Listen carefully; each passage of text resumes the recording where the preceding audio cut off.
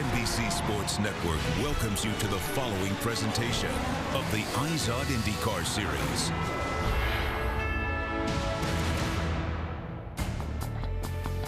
Here at Barber Motorsports Park, a rolling course through Alabama hills replaces last week's city street course of St. Petersburg, Florida. Since early this morning, thousands of fans have been setting up unique vantage points along one of the most picturesque venues in motorsports, ready to watch the stars of the IZOD IndyCar Series. You just saw Tony Kanaan on IndyCar 36. Today he starts 6th, looking to put last weekend's disappointment behind him. Helio Castroneves won the season opener and will start from pole today, trying to win back-to-back races, while Scott Dixon hopes to get the victory lane after consecutive runner-up finishes here at Barber. Meanwhile, three-time defending series champion Dario Franchitti and two-time series runner-up Will Power will have to work their way up from the middle of the pack in an attempt to put their own March Madness behind them. This is IndyCar Central, presented by Verizon, as we set the stage for today's 214-mile race. Hi, everyone. I'm Bob Jenkins. Welcome to our first race telecast of the year for the IZOD IndyCar Series here on the NBC Sports Network. You know, last weekend at the start of the season, we knew there would be a lot of storylines with new cars, new chassis. What we didn't know was that the two drivers who battled for the championship last year, Dario Franchitti and Will Power, would not be on the podium at the end of the race, and their misfortunes seem to continue here this weekend. For more on that, here's Marty Snyder. Well, Bob, it certainly has been a surprising start to the season, and that's continued here at Barber. One of the themes we're going to be watching today is all the fast guys who start in the back, like Dario Franchitti, who starts 18th. I'll ask him in a few minutes what he's going to do to win from 18th. I'll also talk to him about Honda, why they've had such a rough start to the season so far. Now it's my honor to introduce the newest member of our NBC Sports Network family, driver/broadcaster, Townsend Bell. Townsend, how you doing? Great, Marty. Thanks a lot. It's great to be part of this NBC Sports team. I'm down here at the Verizon pits, Will Power's pits. He's going to start 9th today. Wait a second, Will Power 9th. Well, what happened is the red flag came out on his quick lap. It didn't count. Tempers were flaring a little bit. It's going to be fun to watch these guys charge to the front. Bob? Townsend, great to have you with us. And by the way, he's still an active driver, so maybe wearing two hats occasionally this year. As we indicated last week at St. Petersburg, a long dry spell came to an end when Helio went into victory lane. It's Dixon, Hunter-Reay, Castroneves, your top three. Helio's been pretty happy with his race car up until this point. Remember, he's on a two-stop strategy. Ryan Hunter-Reay, he is now pulled off. Dixon is going to come in this lap, and Castroneves stays out. Castroneves make his way down pit lane as well. Dixon will fly past him out on the racetrack. The guys that are in the catbird seat, Helio Castroneves and Scott Dixon. What a move! 25 to go, your P1. Helio Castroneves about to pull into victory lane for the third time on the beautiful streets of St. Petersburg, Florida. Castroneves is pulled to a stop, and he is climbing the fence in turn number 10. A very touching, fitting way to end it as he pats his heart and pats the sign that says, "Damn welded well." And Helio Castroneves will try to go 2 for 2 in 2012 here today, and he joins me on our set at the IndyCar Fan Village, and we've got a few friends here, my friend. Everything is here. This is the place to hang out on IndyCar weekends. There's a Ferris wheel. It's actually the Ferris wheel from Michael Jackson's Neverland. There is a zip line here, plenty of things to do. I don't think they came to see me. I think they're here for you. Let me tell you, first of all, I want to thank, obviously, AAA and Shell Pennzoil, Verizon, SKF. Those guys been supporting me last year. They believe me after the win last week. Certainly, we're really pumped for this year, for this race. And now having these fans here, I mean, this is fantastic. I mean, I got to go to the race car. I got to be focused, but these guys are incredible. It had been a rough year for you last year. 11th in the championship. You hadn't won since near the end of 2010. What did it do for you to start off this season with a win? Well, no question about it. Always when you start with a win, it helps. I mean, you gotta admit, it's always fresh for everybody else, not only for myself, but for the entire Team Penske, especially the number 3 group. So we're looking good. Again, now we're in the right momentum. We're starting the right position today, and we gotta keep moving forward. We can't thinking about the past. We just gotta thinking about what we need to do to make to the future. The race was very much in question going into the last set of pit stops. Scott Dixon came in a lap earlier than you. Then you came in, and you guys really battled as we see here on that last lap. And you go into the outside there. That's right. Unfortunately, the TV missed a little bit, actually, the action, because as soon as I get off the pits, I pass him, and then he passed me back. So it was a great battle. In the end of the day, Shell Pennzoil Ultra, that race was really, really fast, and I'm so glad we ended up finished first. And now I'm so glad we started with the AAA P1 as well. And we know you know how to celebrate. That was a great finish and a lot of fun last week. Elio Castroneves will be starting on the pole here today at Barber Motorsports Park. Thank you so much for coming up. Good luck today. Another one of the contenders, Scott Dixon, is with Marty Snyder. Well, Kevin, Scott Dixon's finished second here the last 2 years. What's been the one, you kind of shrugged your shoulders, what's been the one missing piece, though, to keep you from victory lane here at Barber? I guess that first spot, but yeah, no, it's been a good showing for Team Target. I think the last 2 years we've been second and third, so it's been a good result for the team and good points days. Obviously, Penske, I think, finished first both those times with Elio and Will last year, so we got a little bit of work to do, and we're still struggling a little bit for the first 2 races this season, but hopefully we can, turn that around and make the best of it. The good news of that, though, is you finally, for once, got out of St. Pete clean. Even though Chevy's so good this year, is your team a team that can win the championship? Yeah, we can definitely win. Obviously, they've proved that over the last 4 years that they've won all of the championships. So, I think we've got a good shot. I think we've maybe come out of the box a little slower than we would have liked. But I know everybody's working furiously to make sure that we can make those gains back and obviously have a good finish. So, fingers crossed, Team Target will be good today. And I got to say hi to Emma and the girls at home, and Susie and Sebastian and Oliver and Holly and St. Pete and the Wadham family in England. All right, and he will start third today, looking for that one extra little position here at Barber, Kevin. All right, thank you, Marty. And it's been a much different start to the season than what Scott Dixon is used to the last few years. And you see what he's ultimately done to climb back into the championship since he last won it in 2008 for the second time. So it makes you wonder what he can do this year with a good start to this season. Well, Team Penske has been the team to beat here. They've won both times at Barber. Elio won in 2010, and Will Power led every lap last season. And they've also won the pole all 3 years here. Barber Motorsports Park. Marco takes the lead. He runs Elio off. So it's Andretti, Castroneves, Dixon, Kanaan, and Power. Marco has to relinquish the lead for a splash of fuel. Elio Castroneves, through pit strategy, wins the Indy Grand Prix of Alabama. Will Power is out in front. Let's see if Dixon's going to make the move. Chip Ganassi came over to Will Power's pits. The complaint was from Scott Dixon on the last restart. Power had chopped him off twice. They asked officials to warn Power, and then Mr. Ganassi came down and said, if your guy does that again, I'm going to tell my guy just to take him out. The battle up front gets closer and closer. Will Power goes to victory lane. IndyCar Central on NBC Sports Network is presented by Verizon, official wireless partner of the IZOD IndyCar Series.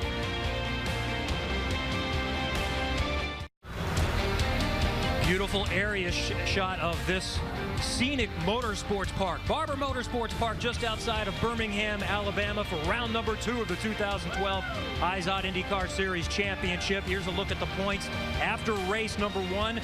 Chevy cars, 4 of the top 5. And also it's notable that we see Will Power, the runner-up the last 2 years, in 7th, and the 3-time defending champ Dario Franchitti not shown on the page. He finished 13th in the season opener.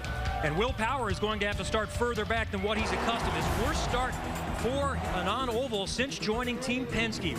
Ryan Hunter-Reay brought out the caution, and that wiped out a hot lap Power was on. The session was then red flagged, and that is going to force Will Power to start back in the 9th position. Hunter-Reay explaining what happened to Will Power yesterday. Let's hear from Will. He is with Townsend Bell.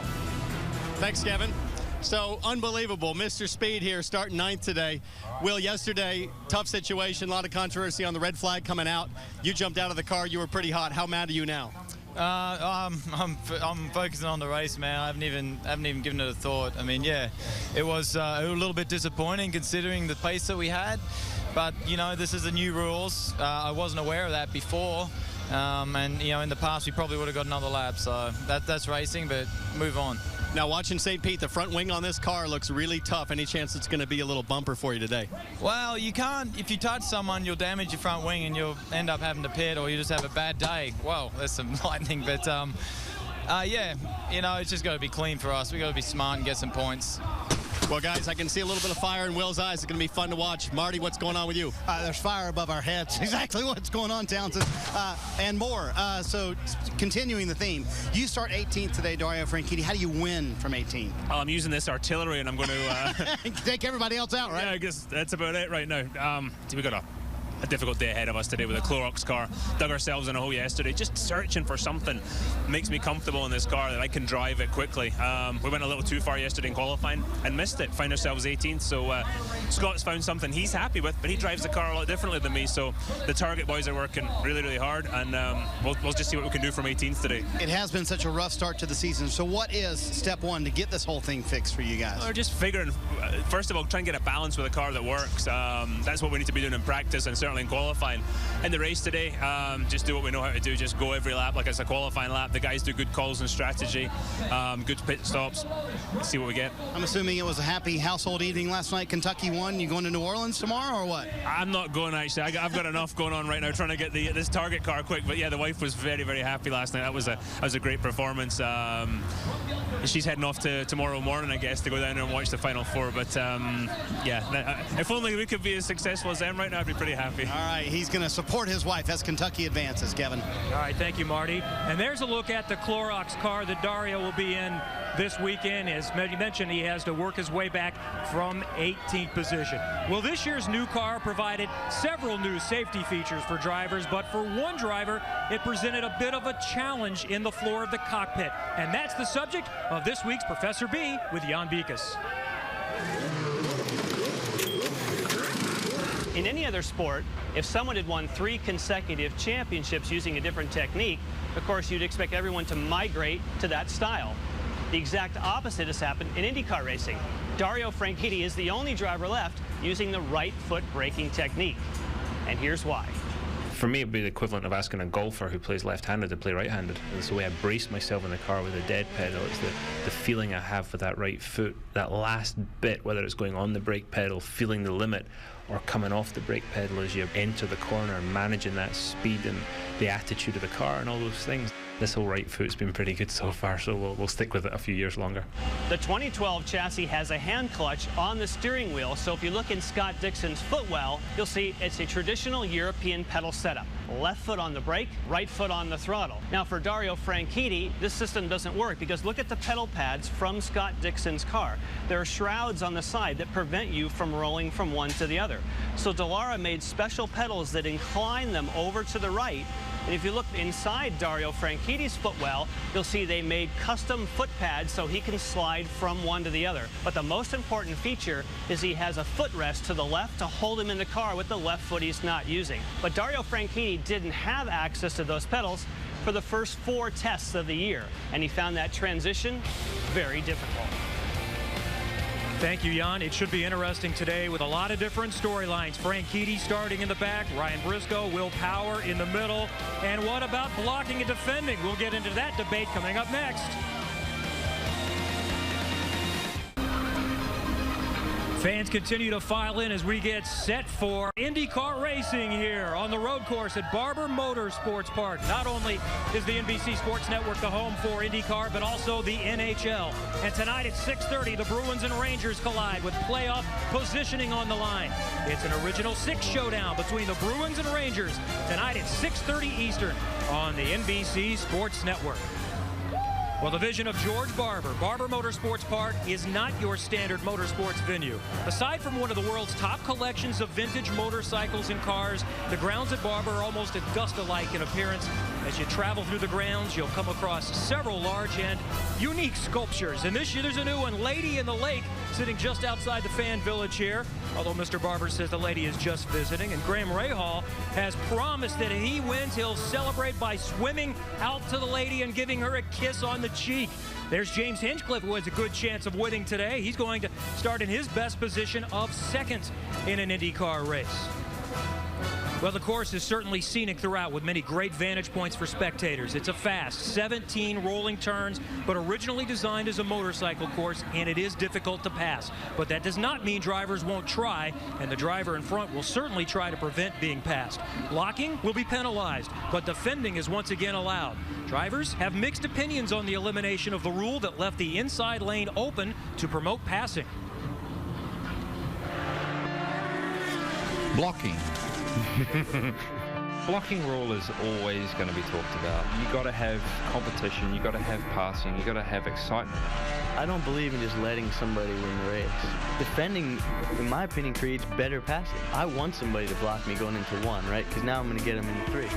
I understand why the no blocking rule was brought in originally to spice up the racings, but while it created more passing, I always felt that it actually created less racing. The art of the pass, you know, the racecraft, setting a guy up, he defends, you go outside, trying to outbreak him, trying to make him force a mistake. I just feel like that's been missing. You're going to see some battles which are harder fought, and I think it's going to make racing very exciting. Passes aren't just going to be a given. It's going to be a bit more like soccer where, you know, you're going to have to work pretty hard to get that goal. I disagree completely. I don't think there should be any. As far as I'm concerned, there shouldn't be any blocking. The blocking is great on big European tracks that are hundreds of feet wide. We race on tight street circuits in the United States where there's not a lot of room to do all that. We do so many street courses where you have one place to pass on the track. Even if I'm a second faster than the guy in front of me, if he's blocking me, I won't be able to pass him. If blocking is not allowed, I'm going to have a run on the guy, I'm going to pass him, and then the lap later he may have a run on me and pass me back. So all of a sudden we go from 0 overtakings to 2. So I just think it's a much better show, it's more fair, and it's safer. The only thing that I ask is make it clear so I understand. When it's subjective on whether it's defending or blocking, I think it gets very complicated. What's defending, what's blocking, what's dangerous, what's not? They need to make it cut and dry. You block, you don't. I don't know if you're ever going to find a happy medium, but I think, you know, first and foremost, we have to make sure that we put on a hell of a show for everyone. All right, let's bring back our active driver, Townsend Bell. Townsend, what's your take on this? Man, Kevin, this has been the silliest rule of the last few years, in my opinion. It's driven me crazy. Racing is about a battle. It's about a knife fight. I want to see guys go, you know, at it, hand-to-hand combat all the time. And I'm so glad that we're going back to the way it always was, the way it is internationally, which is that you're allowed to be proactive. You just can't be reactive. So if a guy's got to run on the straightaway and I know he's going to get a run and pop out, as long as I get over to the inside before he pops out, I'm good. So I'm really happy to see this rule change. Going to be interesting to see how many front wings are left on this deal at the end of the day. I think we're going to like Townsend's candid nature throughout the season, and we're certainly going to see some action today. May be tough to pass, but there is still going to be action, and we may see a few parts flying as well. Well, with the Verizon phone, there are plenty of features that can help keep you close to the IZOD IndyCar Series. Call ** Indy for live in-car cameras, driver pit crew chatter, and more. Download IndyCar Mobile only from Verizon. All right, coming up in just a moment, one of our favorite parts of the program, the Grid Run with Robin Miller, coming up on IndyCar Central.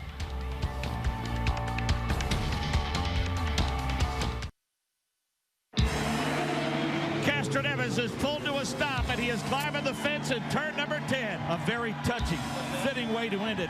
It's a dream come true. I just have to thank our friend upstairs, Dan Weldon, man. I ended up stopping on turn 10. Honestly, I did not plan.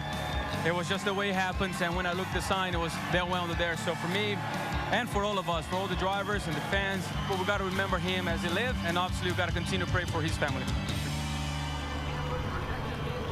Indeed, a fitting way to end last weekend's race at St. Petersburg, Dan Weldon's adopted U.S. home. Well, as the excitement grows here and we get ready for our first telecast of the year, race-wise, on the NBC Sports Network, we feel it is appropriate that we pause momentarily to remember our fallen hero, Dan Weldon. Dan was one of the great racing drivers of this generation. And as he proved on 3 different occasions last year, he was also a great driver analyst who was never lost for words. And although we appreciate that, he would make our weekly conference calls go on and on with suggestions on how to make our telecast better. He may have made us roll our eyes when he would get off onto another subject, but all of us wish that we could hear his voice just one more time and marvel at the skill and courage Dan Wheldon consistently showed while pursuing his dream in a race car. And now, here is one of his suggestions that has become a regular part of our pre-race show, the Pit Walk with Robin Miller. You know, Bobby, I really think Dan was as comfortable in front of the camera as he was in the cockpit at the Indianapolis Motor Speedway. And what I liked about him was he really worked at it, and he kind of really got into it. And he had as much fun doing the TV stuff, and I kept saying, Weldon, you're a natural. When you're done racing, you're going to be a star on TV. And he says, don't retire me yet. I'm 5 years away from being retired, so I don't want to be retired yet. And we're going to miss him because he sure added a lot to this telecast. All right, here we go. In honor of Dan Wheldon, come on, Jackson. We're going to run. We're starting in the back here. We're going to, I don't know, they look like they're all praying. What the hell? There's Dario. What are you doing? What are you doing back here? He didn't have a Lotus. Good God, he's praying. It's too late to pray. Takuma, what's your strategy, kid? That's a strategy. You have to wait and see. No, are you going to be real aggressive at the start, go to the inside? If there is some chance, yes, take it. Okay, kid. All right, Joseph. Hey. You're not driving like a rookie, son. You had a hell of a weekend at Homestead last week, or at St. Pete last week. Strategy for you guys, off strategy or just go as fast as you can? We're just going as fast as we can. I'm going to do as well as possible, so got a good race car underneath me. I just got to do the job for the team. Well, you're doing a hell of a job. All right, well, I guess the old grid walk was a little slower than I thought, so we're going to go to break here, come back and watch IndyCar on NBC Sports Network. IndyCar Central on NBC Sports Network is presented by Verizon, official wireless partner of the IZOD IndyCar Series. Beautiful day here in Barber Motorsports Park. We're just east of Birmingham, Alabama. We had heavy rain here yesterday and Friday, but today partly cloudy skies and near record heat. Let's go down for the anthem. And now, race fans, presenting our nation's colors, the Alabama National Guard ROTC cadets from the University of Alabama at Birmingham. And now, race fans, we ask that you rise and remove your hats and join Skyville, Nashville recording artist Stealing Angels as they sing our national anthem. Oh, say, can you see by the dawn's early light what so proudly we hailed at the twilight's last gleaming, whose broad stripes and bright stars through the perilous fight o'er the ramparts we watched were so gallantly streaming, and the rocket's red glare, the bombs bursting in air, gave proof through the night that our flag was still there. Oh, say does that star-spangled banner yet wave o'er the land of the free and the home of the brave?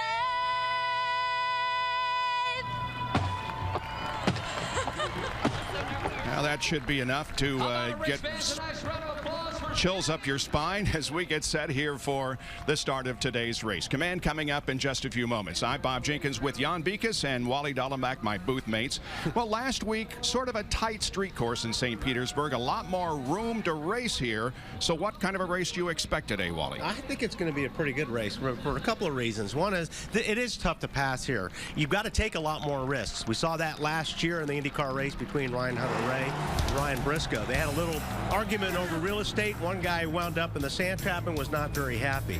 But I think also what we're going to see today is there's a couple of guys that are qualified further back than we normally see. Franchitti and Will Power. Power's been the fastest guy all weekend. So it's going to be pretty fun to watch these guys. They're going to find places to pass on this hard racetrack. Well, they're going to have to work hard because you heard in the pre-race show from the drivers and from Townsend Bell new rules in regards to blocking or defending. And again, to review, you can move off of the line proactively to close that door to keep people behind. Well, you have Dario, you have Will. They're in a hurry. They're going to get frustrated along with other drivers. So, will it turn physical? I have a feeling. We shall see. 26 cars and drivers are set to go, and we will have the command for you in just a moment. There's Helio Castroneves looking for 2 wins in a row to begin the 2012 IZOD IndyCar season. Justin Wilson also gets ready. Thanks for joining us for IndyCar Central, presented by Verizon on the NBC Sports Network.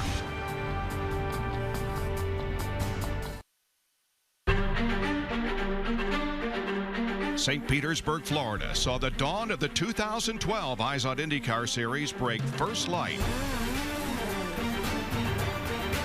Anticipation was high to usher in the new era of engine suppliers and the arrival of the new chassis, the DW12.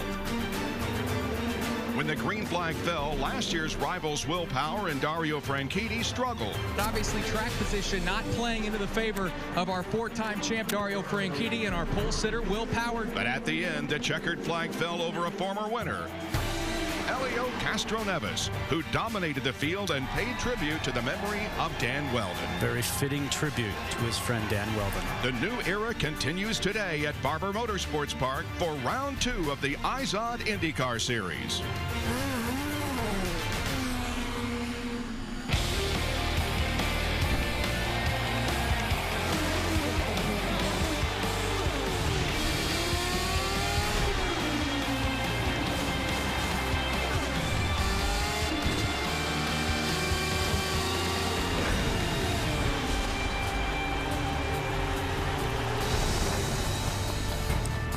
It's been a long winter, but the break is over, and NBC Sports Network begins its coverage of the IZOD IndyCar Series with the Honda Indy Grand Prix of Alabama from Barber Motorsports Park. Just a beautiful day here. Near record heat expected. The temperature right now is 81. I believe the record for this date here in the Birmingham area is 83, so we could get very, very close to that. In any case, it's a partly sunny day and a very, very light wind. There you see the drivers in their cars, 26 strong. They'll be going 90 laps here on this 2.3-mile course. Well, it's time. Let's go down for the command to start engines. Alabama race fans, are you ready? It's time for those most famous words in motorsports. Here's former University of Alabama quarterback and NFL legend Bart Starr to give the command. Thank you very much for those kind comments. We're honored to be here. I'm with my lovely wife, Cherry. We've been married 58 years. She doesn't even look to be 58 years old. When people tell me that, I say, well, I married her when she was 3. So we're honored to be here. This is a very, very special occasion for us. And we want to thank those who made it possible to invite us. Now, is it okay if I give them that word? At this time, ladies and gentlemen, please start your engines.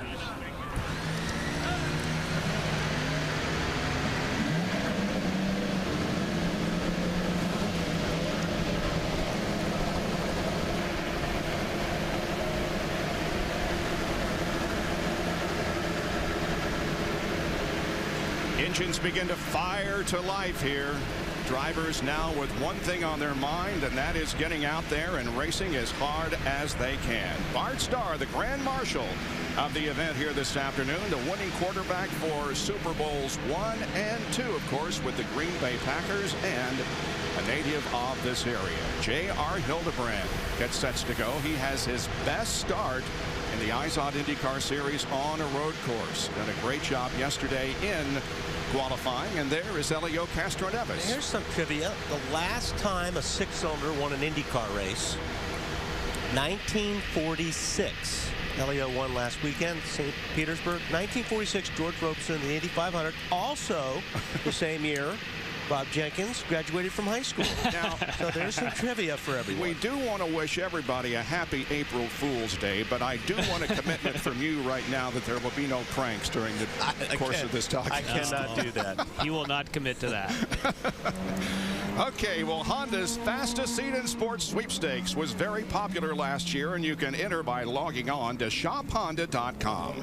This week's lucky winner is Tom Ogata from San Francisco. By logging on to shophonda.com, Tom won the opportunity to start today's race in the IZOD two-seater that's being driven by Ari Lyondike. Tom, can you hear me? Yeah, I'm here, Bob. All right, well, what's it like being in the two-seater there with Ari? This is great. We're scrubbing the tires right now. Sorry about that. Ever think you would win when you entered? No, not at all.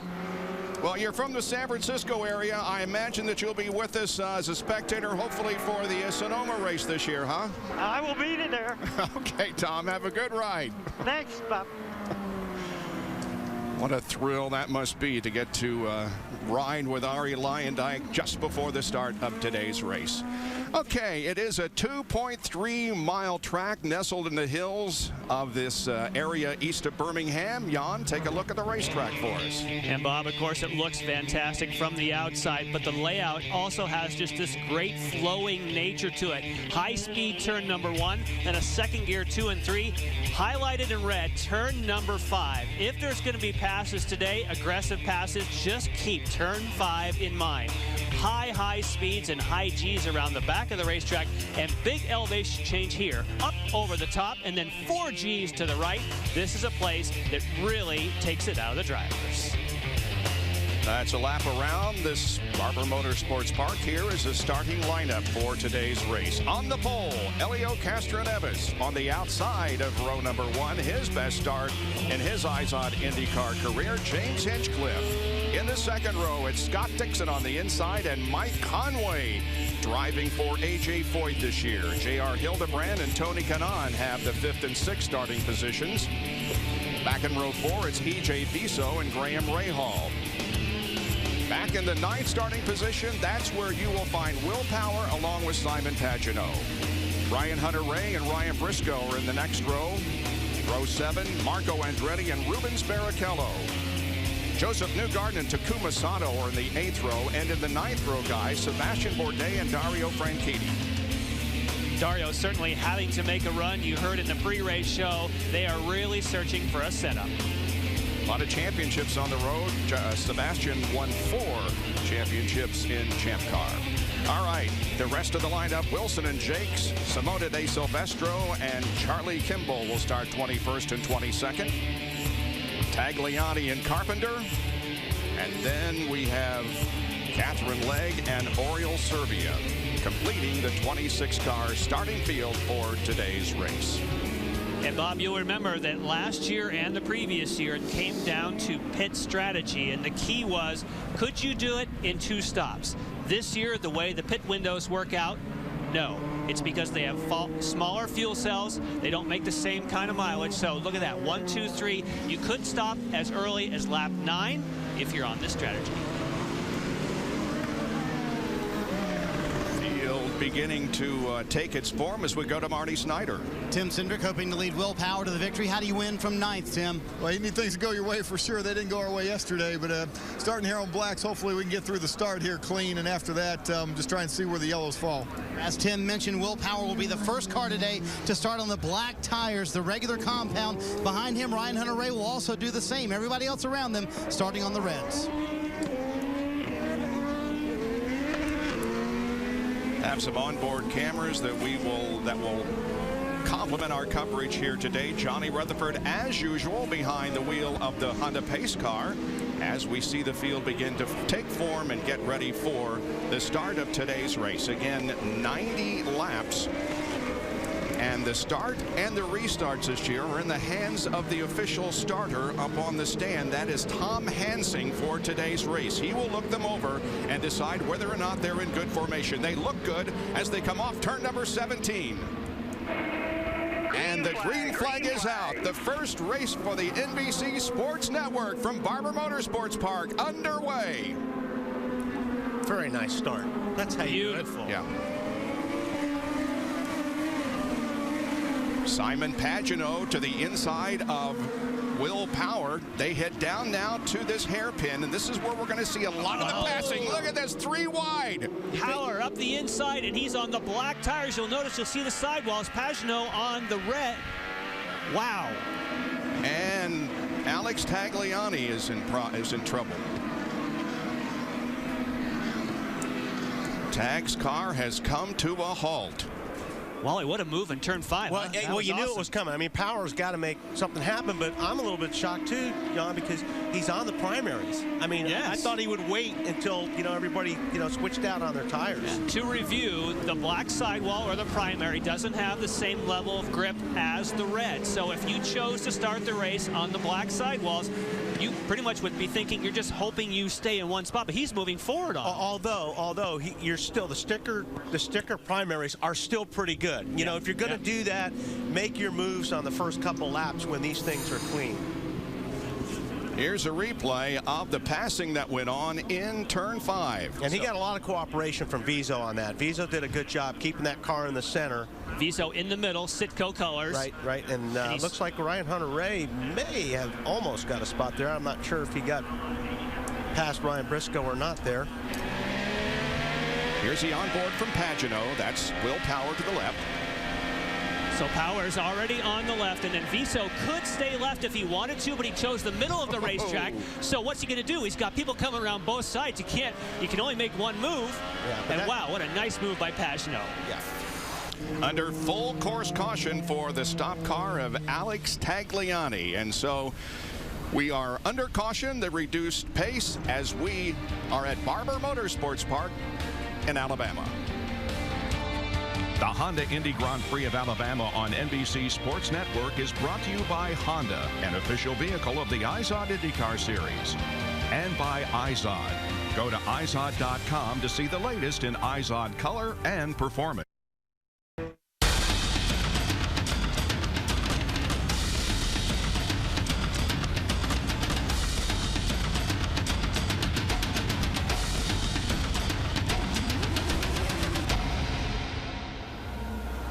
Helio Castroneves is the early leader here at Alabama. Alex Tagliani, though, dealing with misfortune very early. They don't think it's an engine issue. The engine is still on, but he was stranded out on course. The throttle was not responsive. As you see there, he's getting a toe in. They've not packed it in yet. They're hoping to be able to find out what the issue is, maybe get him back out to score some points. Marty?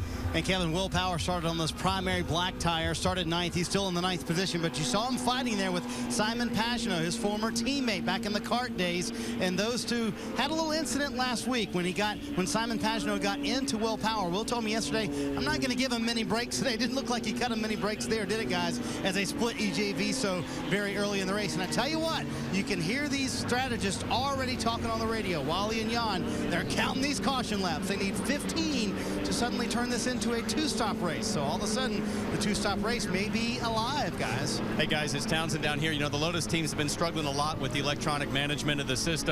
They're using a fuel cut strategy for their rev limiter right now, which is less than ideal. Bourdais had the same issue in morning warm-up this morning. It's basically a safety protection system for the motor. They have such little supply in terms of spares, they don't want to hurt the motor. When they have an issue, or when the engine sees the data says we might have an issue, it just shuts off. It flat shuts off like he reached up and hit the ignition switch. Yes, and they were talking, Townsend, the team said for Sebastian Bourdais, it was the same situation they had after such a great run in St. Petersburg, a fly-by-wire throttle, again, meaning your throttle pedal is not physically connected to the engine, it goes through a computer. It's interesting, though, it happened both on Bourdais this morning in the warm-up and Tagliani right off the bat. Yeah. It was within, neither one of these guys even made a lap, and something set the sensors off. Onboard cameras today from Charlie Kimball. He has the Novolog FlexPen onboard camera. Started in 22nd position, has moved up one spot. Here's the HP onboard camera being taken by Simon Pagenaud, and he is up to 8th position. J.R. Hildebrand has the National Guard onboard camera. He began from 5th position and is back to 7th at the moment.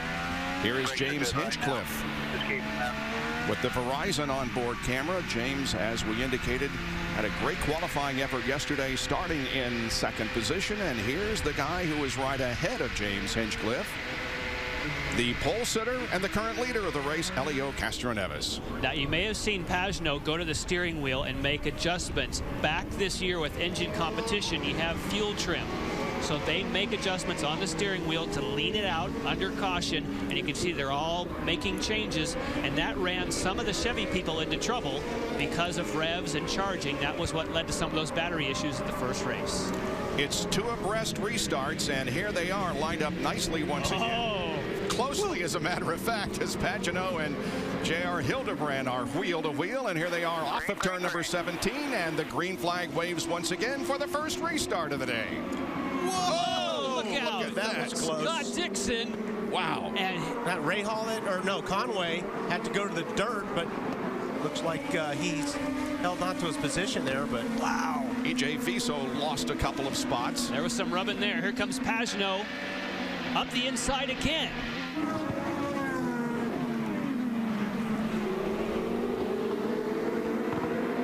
Everybody through cleanly. A few cars with their right side tires off the pavement.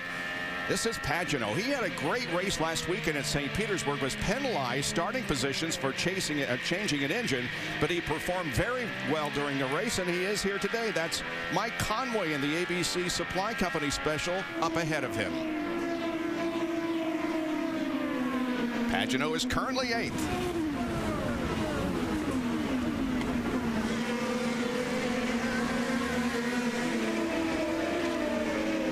This is Sam Schmidt, Davey Hamilton team for this year that Simon Pagenaud is racing for.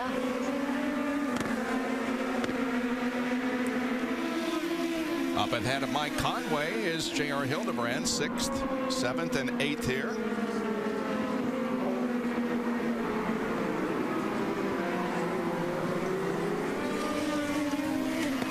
All right, let's take a look at the restart that we had just a few moments ago. And it was just a fantastic formation as they're coming up. But when they take the green flag, everybody has to slide into position. In particular, we'll watch Dixon. So let's freeze it here. And this is where you want to keep an eye. That is on the outside. That's the GoDaddy car. It's going to move across on what's happening with Dixon. And look at this. Whoa! Oh, I think they touched. Yeah, big loose moment for Dixon. Wow. And then everyone behind Wally is just scrambling. Well, and Dixon slid way up the racetrack. He had Conway to the right of him. So Conway had to take to the dirt and the grass to avoid contact. And actually, Conway did some heads-up driving there, or there would have been a big wreck. There's Graham Rahal, one of the top movers up front so far, started 8th, running in 4th position. He is one of those, like Will Power, that got caught out with the red flag in the second qualifying session. He thought they had more speed yesterday. He said the car wasn't great on Friday, but it's been getting better throughout the weekend, and he felt pretty good going into the race today. Graham Rahal has moved up more positions than anyone else here in the first few laps of this race. He has gained 4 positions. Oriol Servia, who started in the back, gained 3. Sato is up 2. James Jakes up 2, and Pagenaud also has gained 2 positions.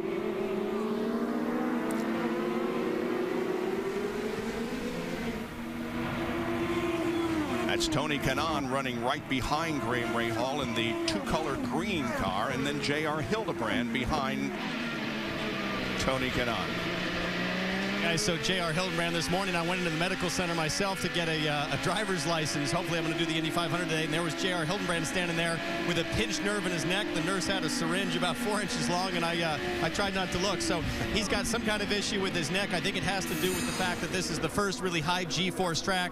And you can see here he's got a little patch or something, Band-Aid over where he got the shot. So at any rate, it's going to be a heck of a time for him with the sore neck. But so far it doesn't seem to be slowing him down at all.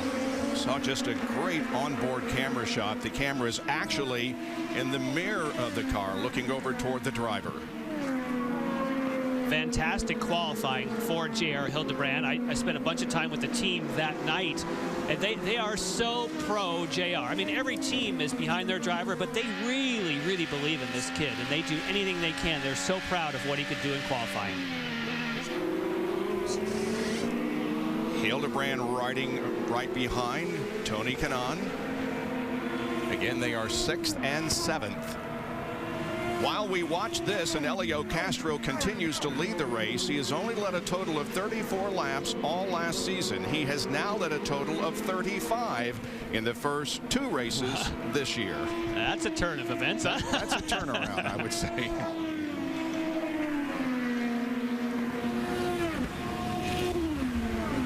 Tony Kanaan showing the Geico colors. And that's the section I talked about right there. When you get down into this compression, over 4 G's of side load, you're turning, Wally, and trying to brake at the same time. Look, Tony's car looks awfully good right now. He's clicking off some pretty fast lap times.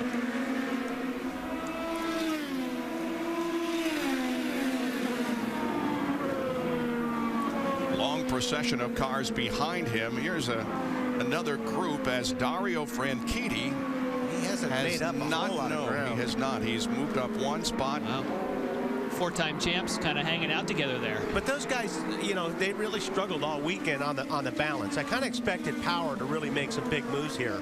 But I wasn't sure about Franchitti because they keep throwing stuff at the car to try to find that comfort level. He is not comfortable in these cars. Oh, Bourdais to the inside of Barrichello. Nice move. And he comes back.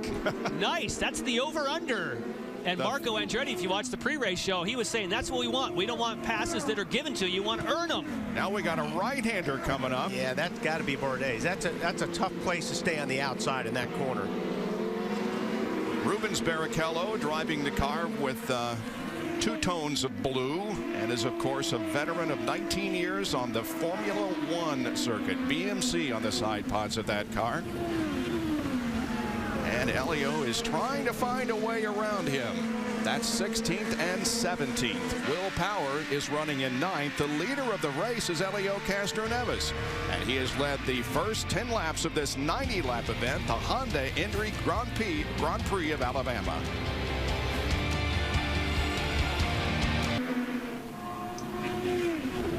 The IZOD IndyCar Series continues on NBC Sports Network from the streets of Long Beach. Join us in 2 weeks, Sunday, April 15th, 3:30 Eastern for the Toyota Grand Prix of Long Beach. Coverage will begin with IndyCar 36 featuring Graham Rahal. That's at 3 o'clock Eastern Time. Kevin? Well, Bob, unfortunately, Alex Tagliani's day came to an end almost at the drop of a green flag. What happened? We were just starting our race, and we made a position, and the engine, I think the engine blew up. So it's a shame for the Barracuda Networks, the Bowers and Wilkins car. Very disappointing for the crew. I think, you know, what's sad is that we didn't even have the chance to try a set of red tires this weekend, and we saved them all for the race. We thought we made some pretty big improvements onto the car setup, and the reds are worth so much that our whole strategy was to run reds all race and run as fast as we could. I think our car was decent, but we're having a lot of problems so far with the engine. All right, thank you, Alex. And it has been an uphill battle for the Lotus cars trying to catch up with the Chevys and the Hondas. Tagliani finished 15th last weekend at St. Petersburg and finished 15th last year here at Barber. Helio maintaining his advantage on James Hinchcliffe, just a little bit less than a second. Scott Dixon closely behind, then Graham Rahal, Tony Kanaan, J.R. Hildebrand, Mike Conway, Simon Pagenaud. Here's Power, Viso, Ryan Briscoe, and Takuma Sato. Sato runs in the 12th position. Driving for Rahal Letterman Lanigan Racing this year. Whoa, a little loose in there. A couple of laps ago in that same spot of the racetrack, here's what happened. You see Sato go to the inside, and Marco does the crossover. They just make a little bit of contact there, and Marco couldn't finish the deal. But that's great to see. We didn't see a lot of that last year. You know, you couldn't do the crossover. So that's hopefully that'll keep on happening there, Kevin. And Marco lost some spots on the racetrack, and Takuma has been told that he's the fastest on the racetrack right now. They've been pretty optimistic coming into this weekend. I know we hear a lot of drivers told they are the fastest on the racetrack, but he has been quick, and the engineering staff of Jerry Hughes and Jay O'Connell think they are figuring out this brand new car. Yeah, I just checked. He's not the fastest, but he's pretty good. He's doing well. I mean, that, like you said, Kevin, is very common. Your team, you're the fastest out there. All right, you got it. Well, Sato has equaled Graham Rahal as the biggest mover so far. Both have gained 4 positions. Sato had a great race last weekend at St. Petersburg until mechanical problems sidelined him, but he was looking good for a while. Oh, another move to the inside. Pagano and Conway. Pagano's been setting him up or trying to set him up for a long time. Pagano moves up another position to 7th now. Well, I'll have to say, I thought that if you could defend, that they may have been able to close the door to the point to where we lose passing in turn 5. And now this is perfect. Let's watch the setup, Wally. He's got a good run here. Goes to the left, and you know what? Conway gave it to him. He didn't give it to him, but you know, he left plenty of room there. It's early in the race. And Pagano has been dogging him for the last 4 or 5 laps. Picture perfect. And again, Mike Conway could have proactively, he couldn't have waited. Here's the thing, if he would have waited for Pagano to move, then you can't do it in response. I think Townsend said that really well in the pre-race. You can do it ahead of time, but you can't move in response. You'd still get a penalty. But the problem is, with that corner, if you go down on the inside, you're going to get the crossover done to you, and they're going to complete it because you're totally in the wrong place to make that corner properly if you start on the inside. Now Pagano sets his sights on J.R. Hildebrand in the National Guard car. Wow, go Simon. Look at him close in. Nice. Bit of a straightaway here before the right-hander. And Oriol Servia makes a pit stop. And that would be anyone who stops now is just a clear track coming out. In their window now. Taking the early part of the 3-stop window. So that would be to plan if you're somebody who doesn't mind giving up track position, and while he's out there circulating, if there happened to be a full course caution, that's what they'd be hoping for. Servia racing for Dreyer and Reinbold Racing this year. So Simon Pagano has moved up to 7th position. Ahead of him, J.R. Hildebrand, Tony Kanaan, Graham Rahal, Scott Dixon, James Hinchcliffe, and the leader of the race at this point, with 15 of 90 laps completed, Helio Castroneves.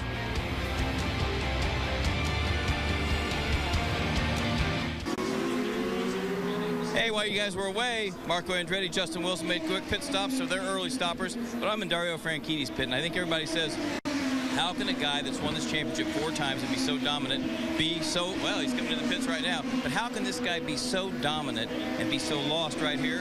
Well, when they had the test, he crashed in the test. He didn't like the way the car was. And then, the most... Franchitti comes in. He started way back in. He started on the primary black tires, so he's going to the softer compound now. See if he can make up a little bit of time. Franchitti trying to pick his way through traffic, and a lot of it's going to come down to what kind of clean traffic he gets. Does he get lucky and gets a little bit of space to work on some good lap times right now, pitting off strategy? And Kevin, you can see some other people. Still clear, still clear. You can see some other people set up. Ryan Hunter-Reay and Wally, that's what you expected. Anyone who started on primaries, take the early part of the window and get rid of those. Those tires, not as fast. Exactly, and that's going to be, they want to get off those tires as fast as they can right now. So, said they're in the window. Now's the time. And we're saying everyone has to use those tires at some point in the race. So get it done early. That's Dario's strategy. Right.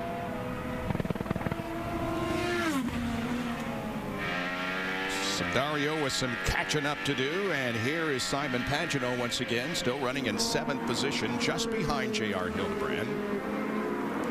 But earlier, while we were in break, a moment for Simon as he got the car off course. Yeah, watch, he goes in here, right down Hildebrand, just locks the tire up a little bit, which prevents him to turn. But I don't think he lost a foot. I don't think he lost anything on it. Hopefully he didn't damage the bottom. Marty. Ryan Hunter-Reay hitting pit road. Wally, one of these guys coming in early. He also on the sticker blacks. He said the car had tons of understeer. In fact, he radioed in, said, guys, we're going backwards. We need to do something. They put on scuff reds, trying to pick up a little bit of speed. And you can see ahead that Marco Andretti, who has made his stop, he's in the RC Cola colors on the outside, weaving through traffic, trying to make hay with those red sidewalks. That's Catherine Legg in the 6 car. The rookies in the series this year. Ed Carpenter is there in the fuzzy sponsor car that's green and gold. And then Ryan Hunter-Reay.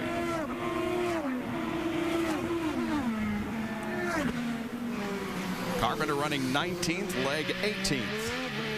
And we are on board with J.R. Hildebrand as he makes a pit stop. Townsend. Guys, he's coming right for me here. He's got blacks to go on. Reds are coming off. Car's up. Everything's looking pretty good. They did drop his rear tire pressures a little bit. Big thing in this race is going to be managing tire wear. It seems like the rear balance is going off, and he is away. Clean stop.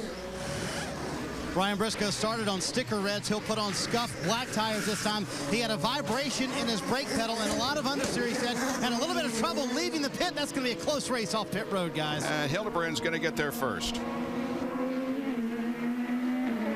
Ryan Briscoe showing Hitachi colors this weekend, and it's 7 other races this year on the 2012 IZOD IndyCar schedule. Oh, Marco.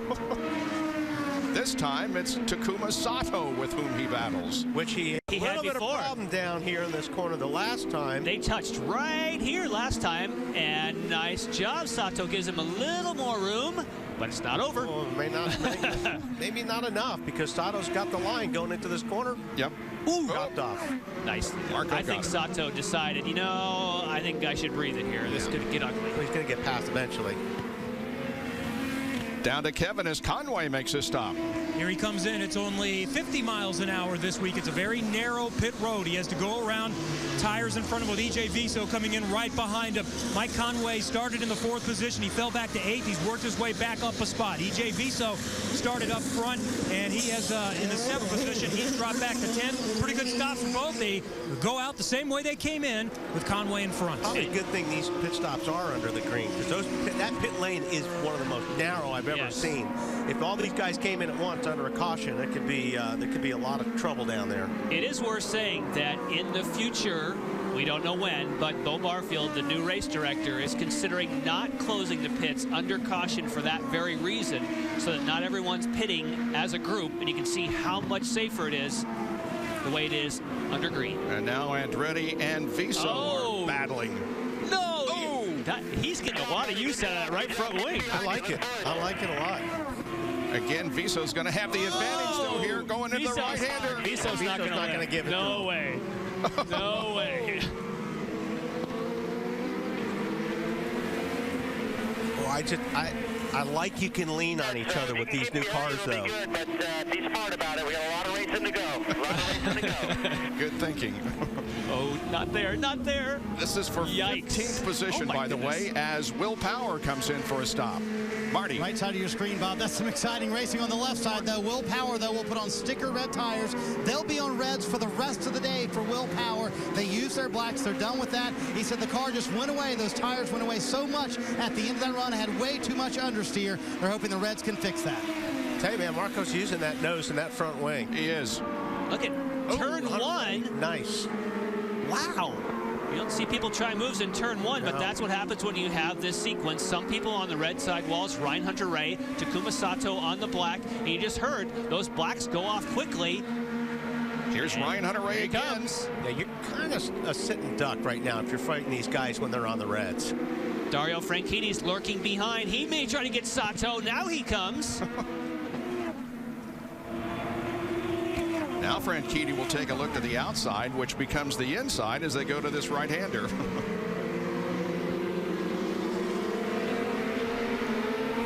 '16th, 17th, 18th, and 19th here. Viso is 15th. This corner coming up here where Marco took a look last time, you approach at 165 miles an hour, 4Gs, and he poked his nose on the inside of Viso. I'm like, whoa, Marco's out. Getting through here pretty good, so probably set him up again going into turn 1. Kevin. Rubens Barrichello was in for his first stop. They were making an air pressure adjustment, and also they're adjusting the front wing. As you can see there, he feels a lot more comfortable this week than he did last week, in part because they actually tested here, so he didn't have to spend the whole first day or two learning the track. Man, look at this racing on the track. This is good stuff.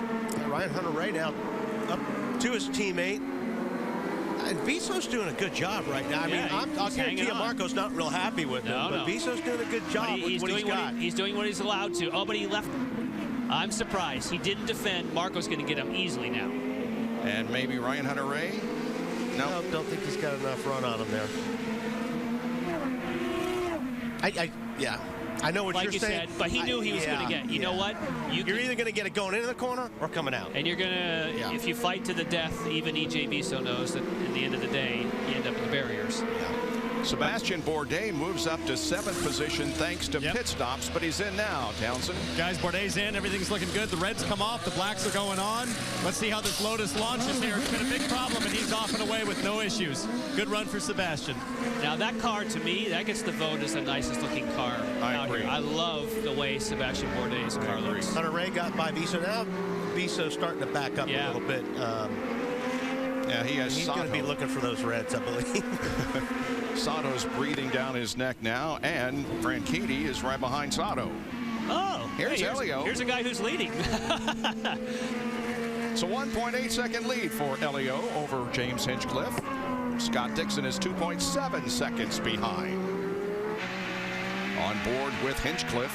Now, when you have track position like Elio, like James Hinchcliffe, that the blacks have a lot of understeer, so you give you a turn.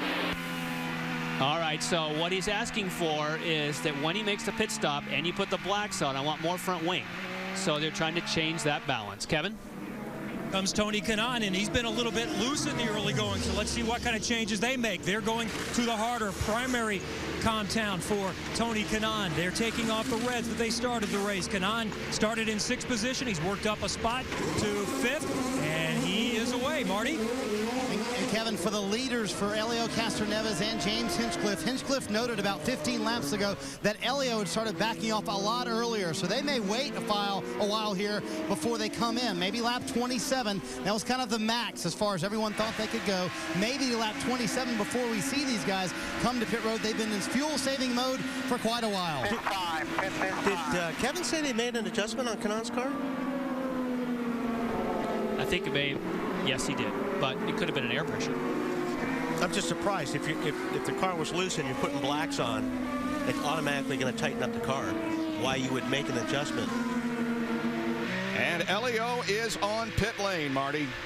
And they did not want to wait too long. And what you heard was the message from John Erickson to Elio Castroneves that Ryan Briscoe, his teammate, who had the blacks on, there was a lot of understeer in the car. So they're going to put a turn of wing in to try and compensate for that understeer that they do expect. This will be scuffed black sets of tires. Simon Pagenaud behind him having a terrific run. You see him right behind Elio Castroneves coming down pit road.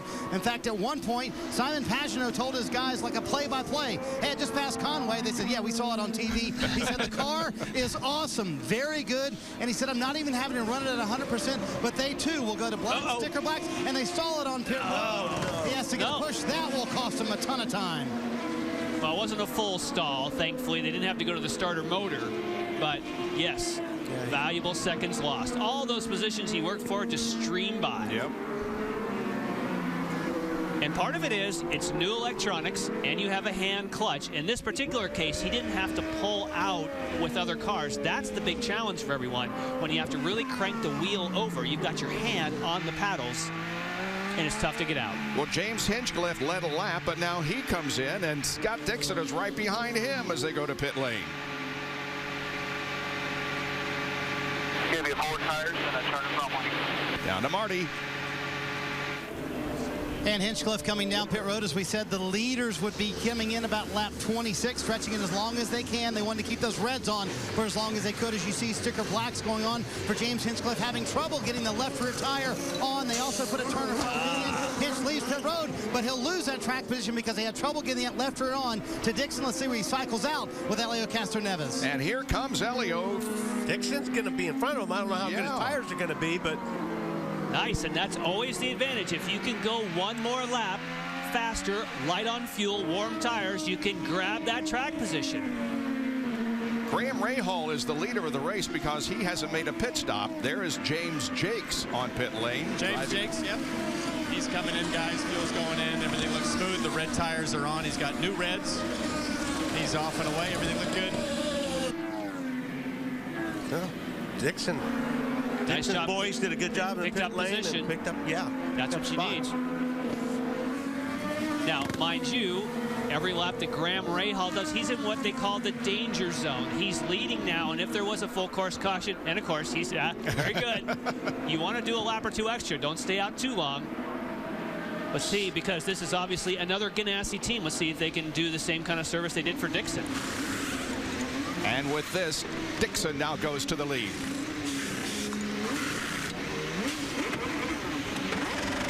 All right, let's watch for Scott. Here comes Dixon. And he's probably going to lose 3 spots. Well, he won't lose 3, but he'll cycle back. In 4th, most likely. Fuel capacity this year is 18.5 gallons. Correct.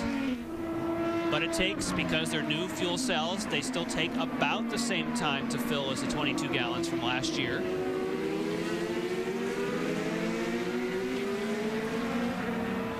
So Dixon comes out with about a 9/10 of a second lead on Helio Castroneves. And watch Scott Dixon's team at the top of your screen, the red car, just a flawless pit stop. And that's how you make up positions. And of course, we saw that they had a little trouble for Hinchcliffe, but here is the money payday right there. That they picked up because of a mistake from another team, but what they picked up on the racetrack was just pure quick stop. And again, if you stay out later, you get track position, and boom, boom, you get your track position. On lap number 28 of 90 at Barber Motorsports Park. The top 5, Scott Dixon, Helio Castroneves, James Hinchcliffe, Graham Rahal, and Tony Kanaan.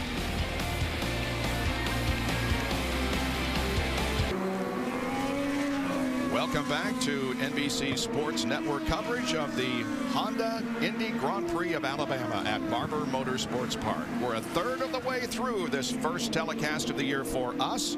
The leader is Scott Dixon by 1.2 seconds over Helio Castroneves. This battle we're looking here is for the 14th and 15th positions, E.J. Viso, Takuma Sato, and then Dario Franchitti in 16th. There's Tony Kanaan and Will Power as they're running 5th and 6th. Now, we talk about in-laps and out-laps and how you gain positions, but check out in particular the out-lap you saw for Dixon. He bested everyone on the way out, and he needed to keep that position for Castroneves. Very nice job right there. That's the money payday right there, along with a quick pit stop and choosing when to do it. And that's where the drivers really earn their money, the way in, the way out. Will Power tries to go to the inside and pass Kanaan. Oh, but he's going wide. I don't think that's going to work. Whoa! And guys, this feud's been going on for a little while. Will just radioed to Tim Cindric. I want them to know that Tony Kanaan is blocking me, and Tim confirmed back to him, confirmed 11 blocking. They did tell an official, but Will finally got around him, as you see. Yeah. Well, you got to try. Another thing driver says a lot. Yeah. Along with you're the fastest on the racetrack, that guy's blocking me.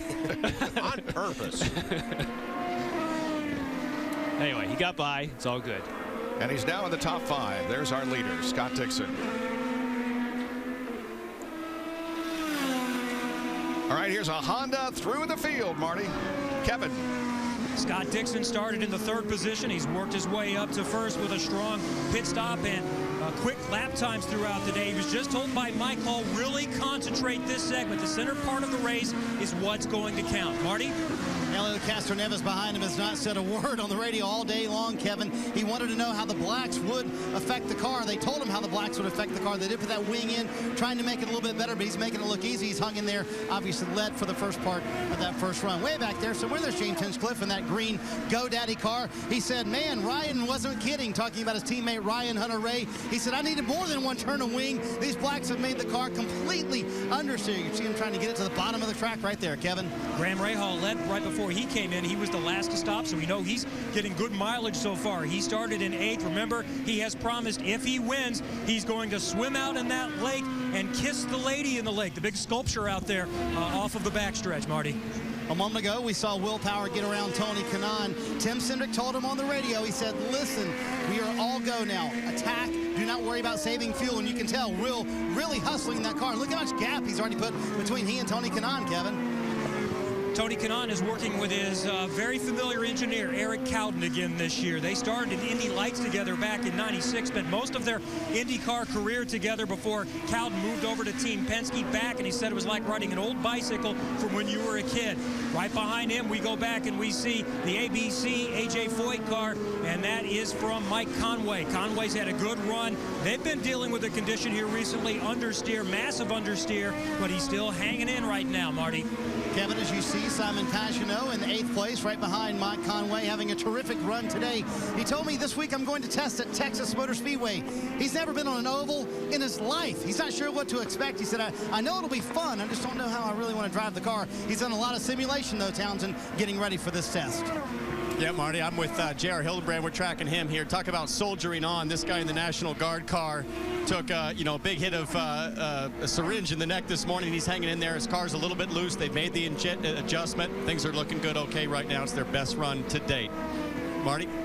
Back there, Ryan Briscoe, you see him in the number 2 Penske colors, and he said the vibration in the brake pedal has not gone away, but it's not really gotten much worse for him. They do have blacks on the car right now. Again, he started on those sticker reds. When they come back in next time, they have another set of sticker reds. Remember, they missed qualifying, and that helped them because they were able to save that second set of sticker reds. Townsend.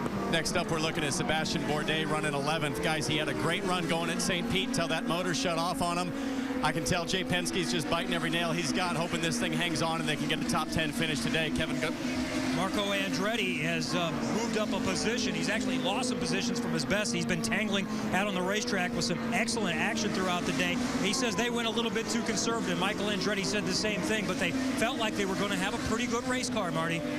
Ryan Hunter-Reay trying to catch his teammate in 13th right now. Remember, they're off sequence from everybody else, so they're only about 15 laps from having to stop again here in a few moments. Again, they're on the reds right now, hoping to put reds back on the car. Still understeer there for Ryan Hunter-Reay, having to fight it off of every corner. We saw EJ Viso, and we'll wait to find him as he comes into our screen. We saw him tangling a little while earlier. He's been coached by Jimmy Vasser to be a little bit more conservative this year, and EJ says he really likes this relationship. One, it's the boss showing interest in me. Two, he says it's the first time I've really had a former driver and a mentor on the stand. And Dario Franchitti is making his way through the field right now, starting in 18th position. He's worked up a little bit. He got by Takuma Sato there at that point. It's going to be a long way, though, for Franchitti to get up to where he is comfortable. Townsend? All right, guys, next up in line is Oriol Servia in that black and gold Dreyer Reinbold Lotus. They've had all kinds of issues leaving the pits, but so far they've been one of the biggest movers. He's up to 17th. Behind him, Charlie Kimball. You know, fairly quiet run so far. Charlie hasn't really shown much right now, but a good solid run going for him. Those are the top 18. Rubens Barrichello runs 19th, and Justin Wilson, Joseph Newgarden, Simone De Silvestro, James Jakes, then Ed Carpenter, Catherine Legge, and Alex Tagliani, the only car out of the race at this point. 35 laps of 90 completed.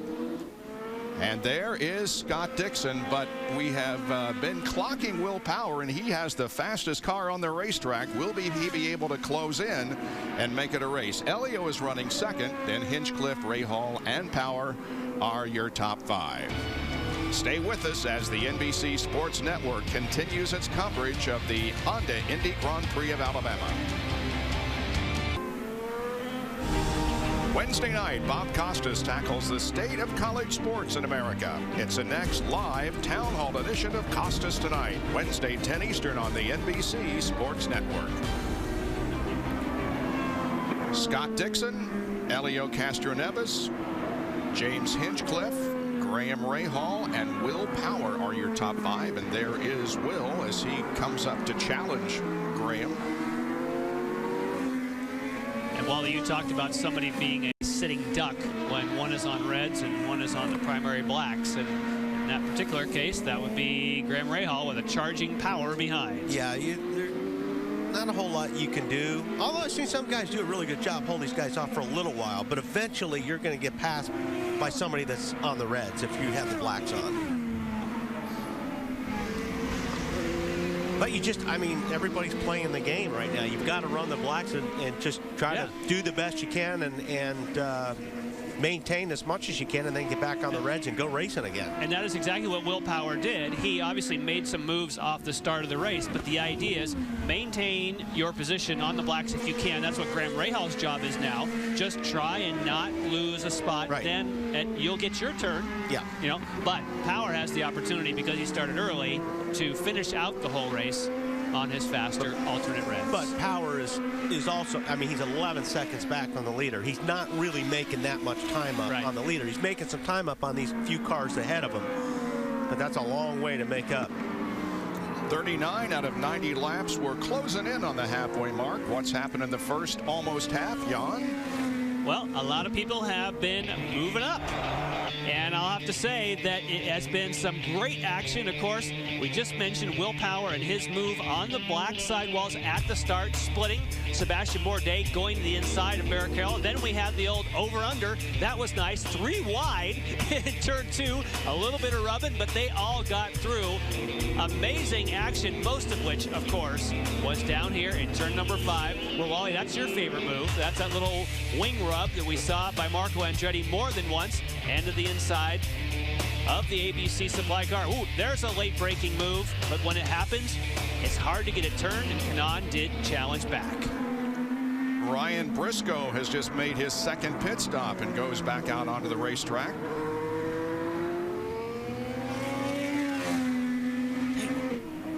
We've had 1 caution for 3 laps.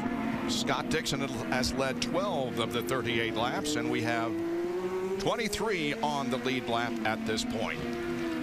So what you're seeing now, Bob, is you're seeing those who ran the black tires in segment 2. They want to get them off early. So they don't want to stay out there. They want to come and get those off. But those who are out there on reds will probably make this middle stint longer. So we'll see kind of a flip-flop going on. Here we go. Oh, yeah. Nice pack of cars here. Yeah, Vito's been making some nice entertainment. Sato hits the pits. Good time to hit the pits when you see a big train ahead of you. I think I'll pit. Barrichello and Newgarden was there also, as we now focus in on Graham Rahal, or rather James Jakes, as he tries to go to the inside of Charlie Kimball. See what I was talking about that brake? Kimball's having some problems here with his brakes. Sato gets the pit work completed. He goes back onto the track. Little problem on the right rear. Okay. Vito stays low.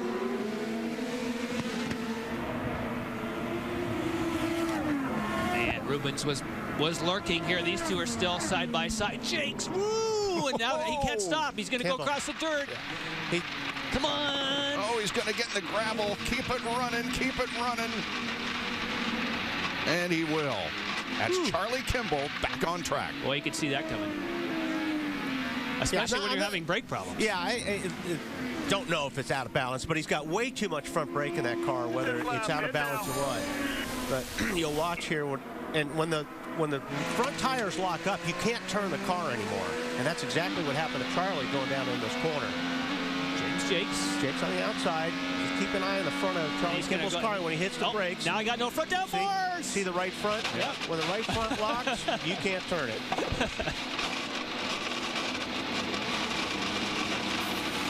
I think he brought some rocks with him. Yeah, I have a feeling. He's bringing the pit lane right now. Watch him fall out of the wheels when they pull him off. That's Simona De Silvestro that was on pit lane. This is E.J. Viso getting his work completed and going back onto the track. And Kimball's service is done. Will Power also in. I would have thought that he would have tried to extend that stint. Oh, but he has to, just because Virtue, he stopped at the very early part of that first window, remember? So now he just has to by fuel. Marty? Will Power coming in, and he's going to put on a red set of scuffed tires. He's the ones he qualified on. They only have 4 laps on them for Will Power. He said he thought he felt a vibration under that last set of tires. A little bit of a stall leaving pit road. Shouldn't cost him too much time, though. Sebastian Bourdais also gets some service here at lap number 42 in the Lotus. Ryan Hunter-Ray enters pit lane, and so does Marco Andretti. Kevin. he's got a little bit of front wing damage. I'm going to guess from that tangle with EJ Viso, they were going to take an eyeball look at it, and you see him pounded on it right now. They're hoping not to change it, and they're not going to. It's going to take about 30 seconds to change that front wing. So Marco had worked his way up to 11, still in the mix. There's a problem at the back. Ryan Hunter-Reay sitting on pit road, Kevin. They had a problem yesterday with the left rear lug. They couldn't get it tight in practice. Actually, this morning it fell off after he went out in warm-up. They couldn't get it on there either. That was a long stop for Ryan Hunter-Reay, who finally got the red stickers on his car for the first time today. That was the second mistake by Andretti Racing, because the same thing happened to Hinchcliffe earlier. And speaking of Hinchcliffe, there he is. Hinchcliffe shown in third position. Here's Mike Conway. Second stop for Mike. He's been stout throughout the day, or at least very much in the mix. Conway is also going to make a front wing adjustment. They're trying to hustle through this. A little bit extra time than they wanted. Townsend? Yeah, JR pitting from P9. This great run continues. Blacks come off and scrub blacks go on. He's off and away. Everything looking good. They certainly have showed here this weekend that they're picking up their road and street course program. Of course, we know how good he is on an oval, especially the Indianapolis oval. And it'll be interesting to see how he performs this year after nearly winning the 500 in his first race and looking good here this weekend. There is Scott Dixon. This is only the second time in his career that Scott Dixon has led laps in the first two races of the season. The other times he led the first two races, in 2003, he went on to win his first championship. Dixon enjoys a 7.5-second lead over Helio Castroneves here at Barber Motorsports Park. Stay tuned. We'll be right back. Scott Dixon continues the lead, the IZOD IndyCar Series race here at Barber today, and we are at the halfway point. While we were in break, you saw on nonstop, Tony Kanaan, Dario Franchitti, Rubens Barrichello all made pit stops, and so did James Hinchcliffe, and they had problems on the right rear of that car. And here's Graham Rahal making a stop, relinquishing his third position. Scheduled second pit stops for these guys. And he'll go with more blacks. And a little bit of problem on the right rear of that car.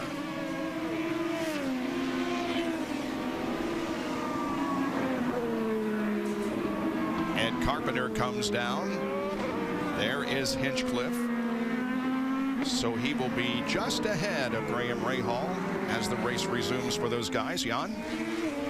Well, just to look at a little bit of racecraft. Okay, you leave the pits, you're trying to get up to speed, and of course, so Viso in the red, gets into the back of Barrichello, then yellow of Ryan Hunter-Reay, says, okay, I've got momentum, I'm going to go after Viso, but now this is the new rules. Viso can choose the line he wants and stay there. So Ryan Hunter-Reay, okay, I'm going way to the outside, now I'm going to duck underneath.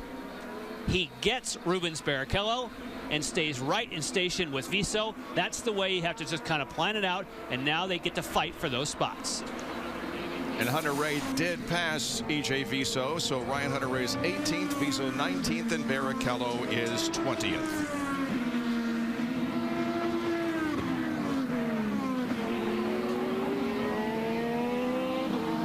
We've had 4 leaders and 3 lead changes so far in the first half of this race. Just starting to see Dixon's times come down now, but even a little bit earlier on the blacks, he was still the fastest race car on the racetrack. Even though Power and those guys were on the reds, Dixon's got a very good race car right now. But I'm watching the times right now, and now you're starting to see those blacks really drop off on that car. And when you say he has a very good race car, isn't that so interesting, the parallel between he and Dario? Teammates have all the same information, but their driving style is different enough. It just doesn't work. Right. Here is Tony Kanaan and Mike Conway as they battle for 7th position.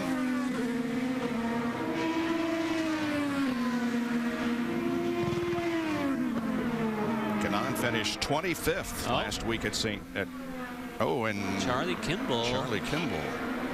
Parks by the fire truck and the ambulance, it looks like. This would be on the back stretch. So Kimball looks like is going to be our second car out of the race other than Alex Tagliani.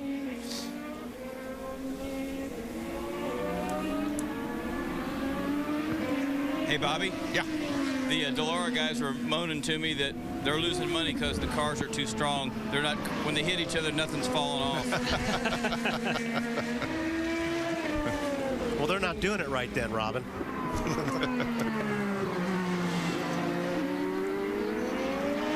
Andretti and Hildebrand have been deciding who will be in 13th position. That's Hildebrand in front of Marco. Marco sure had a run on him there on the outside. He was carrying a lot more speed. Very nicely done. Yeah. That was just maintaining your momentum. JR staying low, and next thing you know, all right. Kevin? Scott Dixon rolling in here in just a moment for his second to last stop of the day, and they're going to shift to the scuffed red tires, the softer alternate tires, taking off the black. So Helio Castroneves now becomes the leader. Oh, and they have a, Kevin, you saw it on the right rear. Again, there's a lot of teams having issues with the rear wheels for some reason. Yeah. That's like, well, first we saw it with Andretti, but now we've seen it with two other teams that have struggled with that. And as was mentioned earlier, in warm-up this morning, Ryan Hunter-Reay, the wheel nut came completely off the car. He was able to stop it before he spun or hit anything, but that was the first indication of problems on the rear of the car. Well, the rear tires are definitely, in general, they say the toughest to change, and now they have restrictions. The way you pull the wheel off and on because of the bodywork, I mean, that's not going to prevent a wheel nut from going on, but the rear tire changers all say it's a much tougher job than it was because you have to be so precise on how you get the wheel on and off. Yep. Third and fourth place battle here between Scott Dixon and Will Power. Power coming into this weekend, of course, had won both pole positions for this race, but the streak was ended yesterday, and Helio Castroneves, who was leading, comes in, Marty. Coming down pit road, and just a moment ago they asked him, do you want any changes? John Erickson said, do you want anything done to the car? He said, nope, nothing. That's all he said this run. Now he has blacks on right now. The problem is he's got to go to sticker blacks also, so he's got to go back-to-back stints with black tires here, and other guys have reds on. You just saw Scott Dixon put on the reds. We'll see if these blacks can hold on for him on this run as well. And here comes Dixon down the straightaway.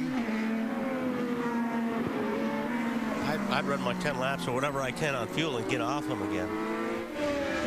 Oh, Bourdais. Wow, Bourdais in the Lotus-powered car. Marco's like been in all kinds of mixes today. He's going to try that same move. That's not going to work on Bourdais, or is it? Look out. Woo! Very nice. Marco's not taking any prisoners today. No, he's not.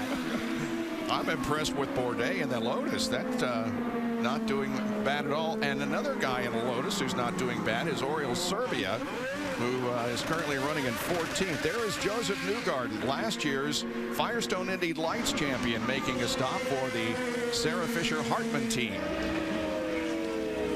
Wow. Okay, so Simon Pagenaud's leading. Yep. As he peels on pit road, which now means Scott Dixon's leading. And right behind is a Will Power who looks really racy to me. Yep. Simon Pagenaud reduces the car to 50 miles an hour, Marty. And even with the blacks on, he said the car excellent, so they're going to make no changes here. They are going to put reds back on the car, though. That's when he liked the car the most on that first stint when he was just so fast. They are going to make a very slight air pressure adjustment to compensate for these scuffed reds, and a clean pit stop for Simon Pagenaud. Yeah, no trouble there, Marty. Yeah, good. Quick stop compared to all these other guys today having problems. Graham Rahal is 5th. Castroneves 4th, just ahead. So this is the battle for position.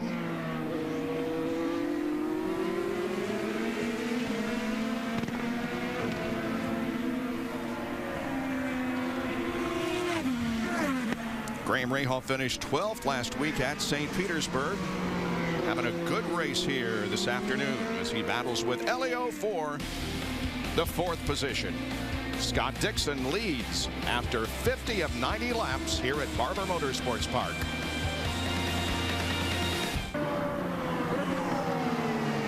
on to Indy Grand Prix of Alabama.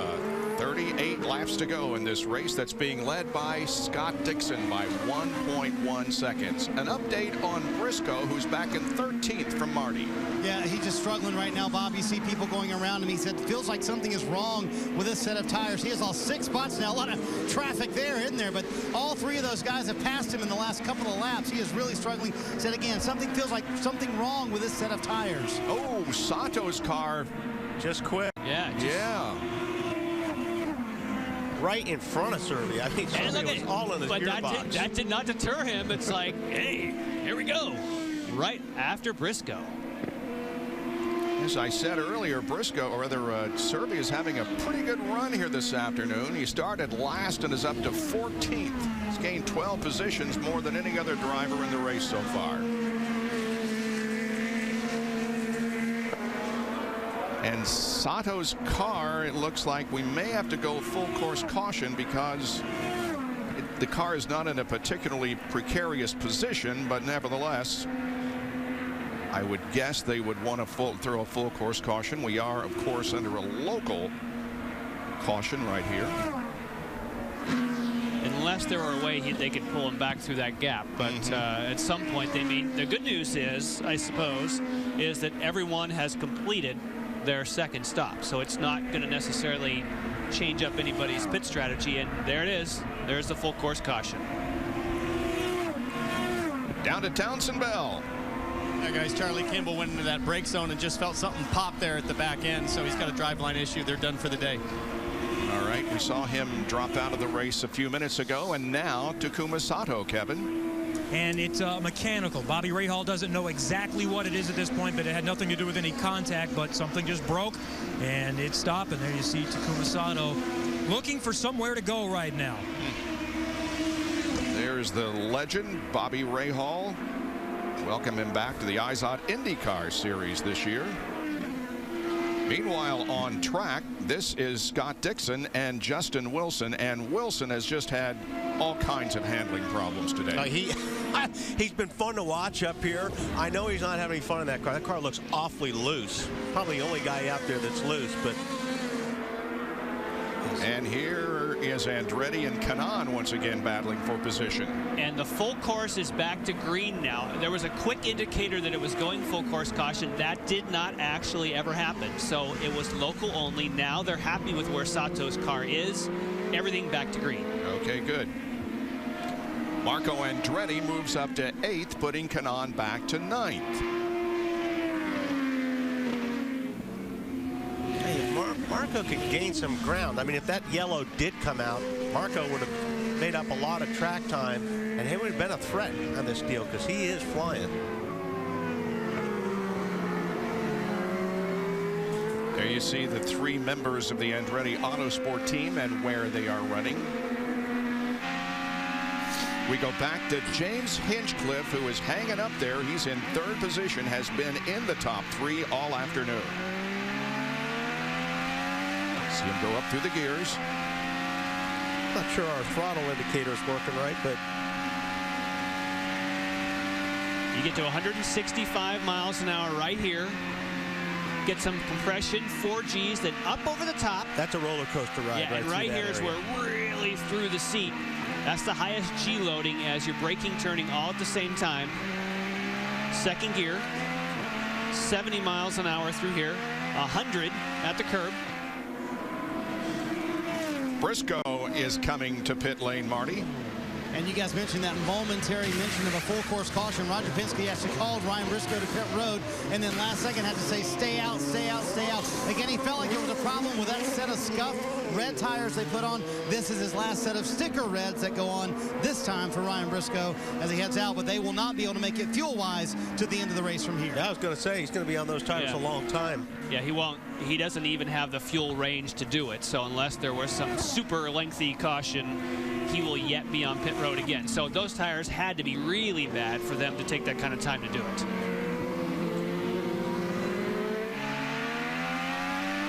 Last year's Rookie of the Year, James Hinchcliffe.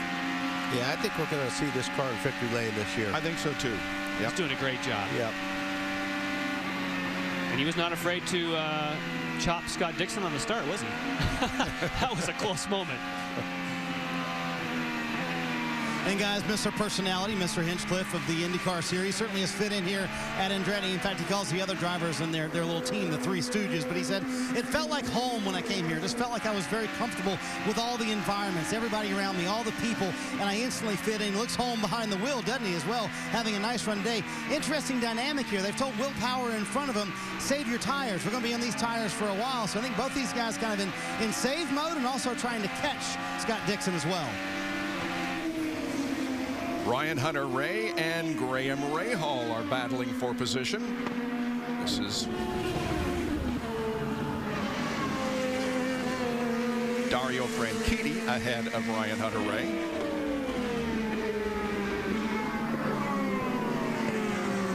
Franchitti is 12th and Ryan Hunter-Reay 13th. Ryan Hunter-Reay trying to gain. Use red, you're going to get stickers. Music to my ears. Yeah. Stickers, again, refer to new tires. They still have the original label on them. A lot of times they don't actually come with stickers, but that's just racing. They used to. Yeah, and so we stay that way. Stickers. Yeah. Ryan Hunter-Reay's got to run. Whoa! The guy who doesn't like blocking is defending. And Franchitti is going to lose the spot. Well, he said there was no place for defending, but you know, if the rule is you can, you got to do it. And he did a job there, but he still. You know, drivers say one thing and do others. Well, no, you should know that. If you don't, you know, he does not like the fact that you can do that, but as soon as the rule changes, you got it. Dario is back in 13th position for the defending series champion. And that's that parallel that I was talking about. You have his teammate leading with a car that looks fantastic. They have all the same data, but because their driving style is different, yes, they use a different foot on the brake, but that's not it. It's just their style is much, much different with Kanaan now on pit road. Kevin? And they're coming in much earlier than they wanted to because they have a right rear shock issue. So they had to run back to the paddock area to find that and to make that adjustment. So they have shut off the car here for the moment. So not only is this incredibly costly for time on pit road, but he's going to need another stop to finish this race. So chances at a good finish for Tony Kanaan are out the door. Had a battery problem last week at St. Petersburg and a shock problem here at Barber. And worth noting, the shock absorbers, or dampers as they're known, were carried over from last year. So that's not a new car woe. That is something that just occasionally happens. You don't often hear about that in a race. Scott Dixon with a 3-second advantage on second place. Will Power as the Honda Indy Grand Prix of Alabama has just 31 laps to go.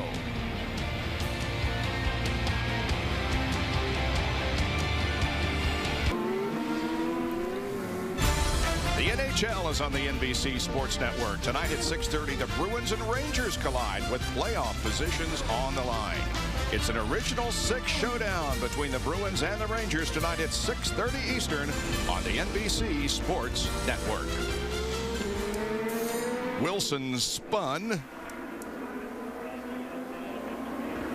but was able to recover and keep going. Yeah, he's been hanging on to a loose race car all day long and finally just couldn't hang on to it. Kept it running though. Right in front of Marco Andretti. We're headed to the pits to put 4 new tires on that car. And watch Joseph Newgarden, blue and white, behind the green and white, right there, pow! Whoa! There's a front wing coming off with contact with Carpenter. And that is the piece of debris you saw nonstop that was on the racetrack that they have yet to retrieve as far as we know.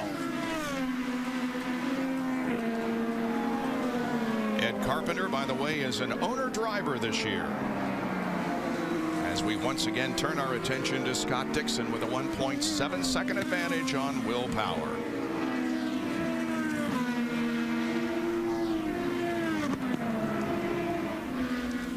And there's that, you just saw Bourdais going by that piece again. Certainly one of my favorite looking cars, and Bourdais has been doing an amazing job. He's in the top 10 in a Lotus. Remember, Lotus started late. Every engine that was available were in cars. They lost a couple engines after St. Pete. There was nothing on the premises as a spare, and as a result, no Lotus team is going to go to this Indy 500 test next week, which is really just a bummer, because when you're behind, it just starts to escalate, and they're going to get farther behind. And I'm real impressed to see how well they have done at St. Pete and here, considering that Honda and Chevrolet are working on this program. I mean, they've been working on the program even before that it was announced. I mean, so for Lotus to come out this late in the game, as far as I'm concerned, be this close. Yeah. I hope they stick with it and they get this thing turned around, because it's been fun to watch these guys. They've done a great job. And considering they started so late, now they're going to be behind the 8 ball, not doing, again, because of lack of engines, not because they don't want to. But again, we saw Servia earlier also. I mean, staying with the leader, Dixon. And so the little engine that could, let's hope they can recover. Let's hope they can recover. Servia running 15th. This battle we're watching here is for 10th. Oh, here comes. Wow. These guys have been together for most of the race, it seems. That's that 165-mile-an-hour corner we saw Marco do that in earlier. Again, that's just... J.R. Hildebrand's on board, looking back to Ryan Hunter-Reay. Now remember, Ryan is in this position because of a little bit of a slow pit stop. That was that miscue we saw, and this is when you're thinking, that's the spot. Yeah, wish I had that back.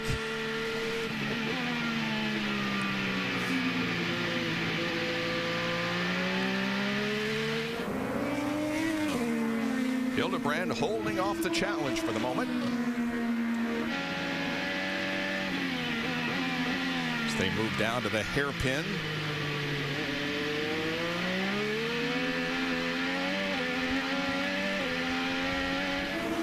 And we just mentioned Servia. There's Servia leaving the pits, and that has actually been his biggest challenge of the entire race weekend, is getting out of the pits. The electronics for the Lotus not nearly as advanced as the other two. And Wally, we were down there, and he didn't get out, what, 4 out of 5 times? Yeah, they struggled. 6th place, Simon Pagenaud comes in, Marty. Well, the edge of the window, Bob, here to make it to the end of the race. So Simon Pagenaud, the first of those leader cars to pit. Bourdais goes around Hildebrand on the racetrack. Hunter-Reay on the racetrack, my bad. Sticker, or actually scuffed red tires for Simon Pagenaud as he goes back on the racetrack. A quick fill for him. We'll see all the leaders pit here. They can make it the rest of the way now. Townsend? Yeah, guys, Sebastian Bourdais having a heck of a run. He's P9. They're putting fresh sticker reds on. This is a heck of a run for a late-to-start team and a late-to-start engine program. They got a problem on the right front. They got it on. He's up and away. Lost a few seconds. Now, most people have had problems on the rear of the car. It was a right front for Sebastian Bourdais, the 4-time champion in Champ Car and Kart.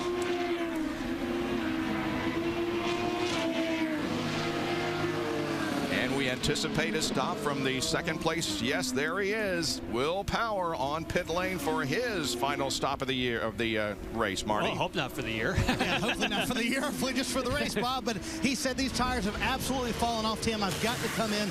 Talking to Tim Cindric, his strategist, they'll put on 6 laps, scuffed red tires once again. Again, back-to-back red stints for Will Power. He made a lot of time last time, but lost it at the end of that run. Nice stop for the 12 bunch. But, you know, again, Castroneves out there right now running the fastest laps on blacks.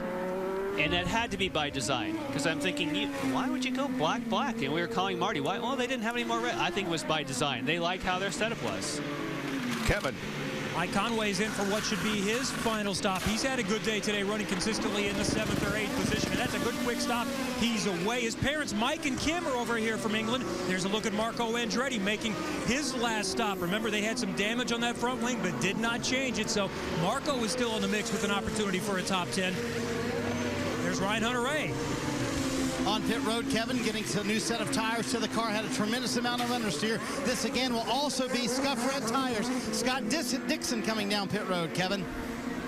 Dixon making his final stop. He is pitting from the lead. Dixon down at 50 miles an hour, goes past the car of EJ Viso, and then the left-hand turn into his stop. James Hinchcliffe is also down on pit road.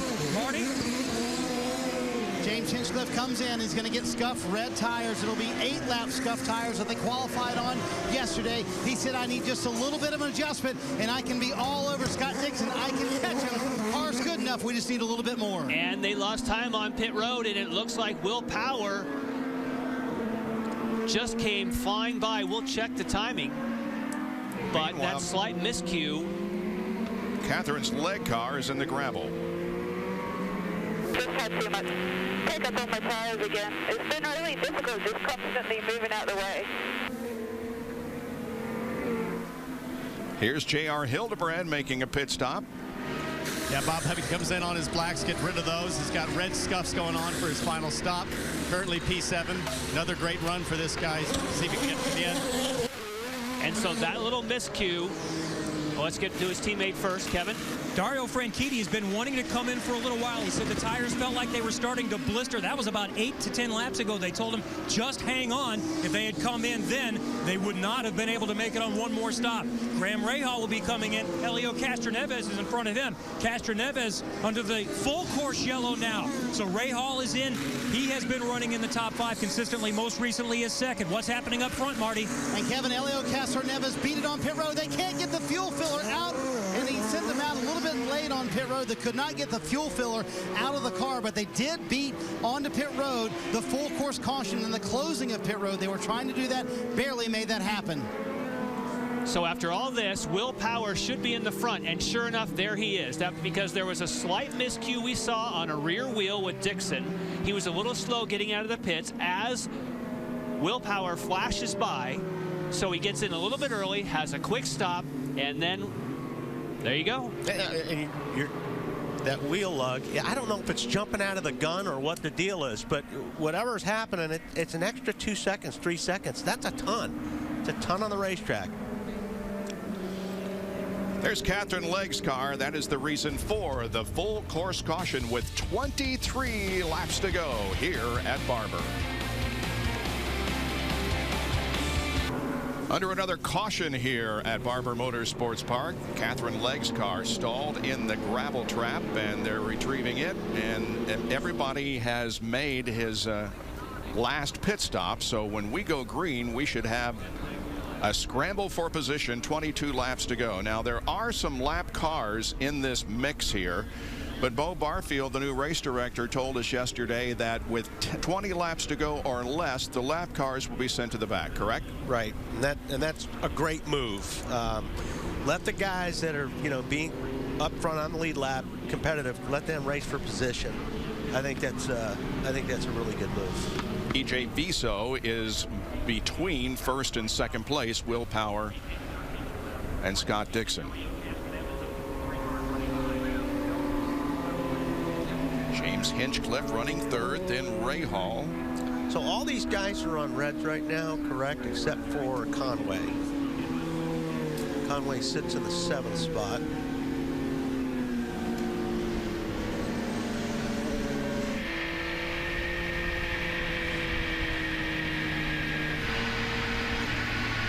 Cool shot, isn't it?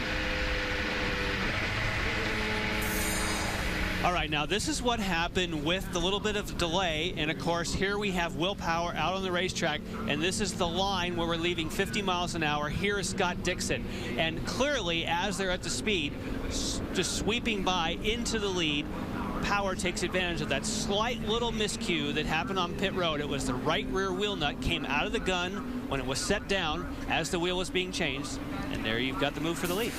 And so Will Power is back at the front of the field with just 21 laps to go. Full course caution here. Catherine Legg first, and then they decided also to get Takuma Sato's car off the racetrack. He stopped at that location earlier in the race. They let it stay there, but now, since we are under a caution, they are retrieving it and getting it into a safer position.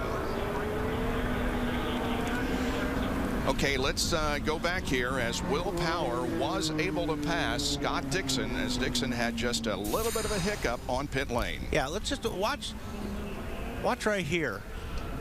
When he pulls the wheel off and he gets the wheel back on, you'll see the lug nut jump or fall out of the gun, and he's got to pick it up.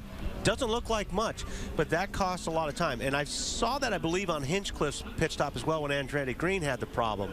So they're just having a hard time holding these lug nuts in the gun. And that's the relationship right there. You can see anytime you're at 50 miles an hour and you have on the outside on the racetrack Will Power. Of course, that wasn't under caution, so it wasn't a race to the blend line, but certainly that little miscue was track position potentially for Will Power. Paid well. All right, let's talk to Takuma Sato, Kevin. And he's talking with his car owner, Bobby Rahal, here. Second week in a row, mechanical issue. What happened today? It looks like we lost the power in the end. So, you know, couldn't do anything. Racing was pretty good out there. What was the day like for you on track? It was pretty good to start and quite exciting, but on the black tire we were completely out of balance and we really struggled on that. But as soon as they got a red tire, back on the pace, and you know, we took a few cars and we gradually moved up the position. So that was really a shame in the end. We lost everything, and now it's the second week to low that we couldn't finish the race. Really disappointed for the team. Okay, thanks. We'll see you at Long Beach. That's Takuma Sato. Will Power is the leader as we start to head down the home stretch here in Birmingham at Barber Motorsports Park.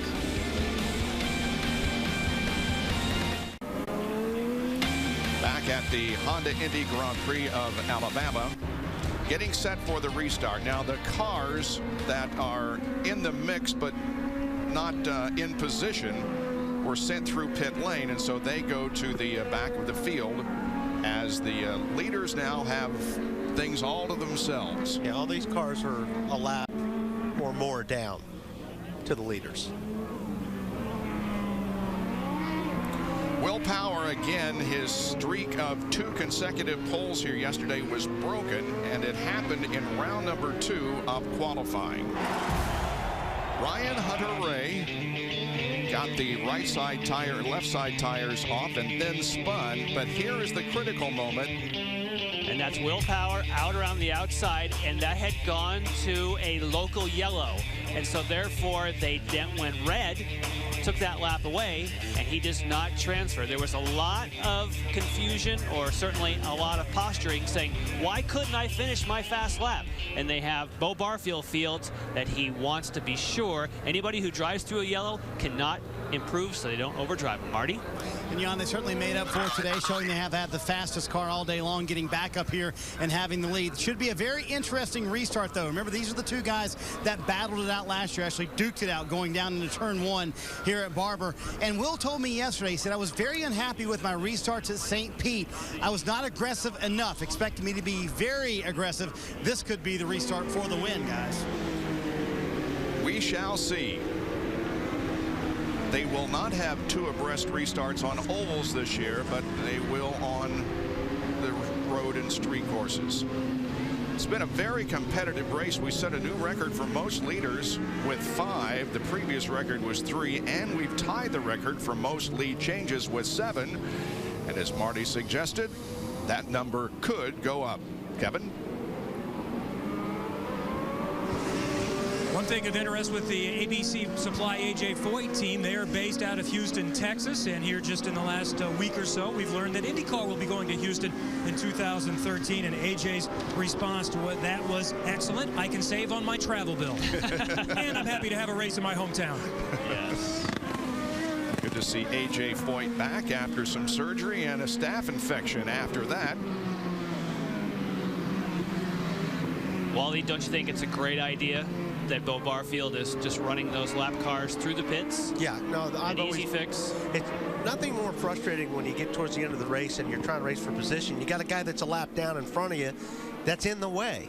And there's AJ sitting there, Larry next to him, his son. But I mean, yeah, I think it's a really good rule. It's fair, you know, because you ruin the race by mixing up guys that don't have a shot at winning that are in the mix of lead lap cars.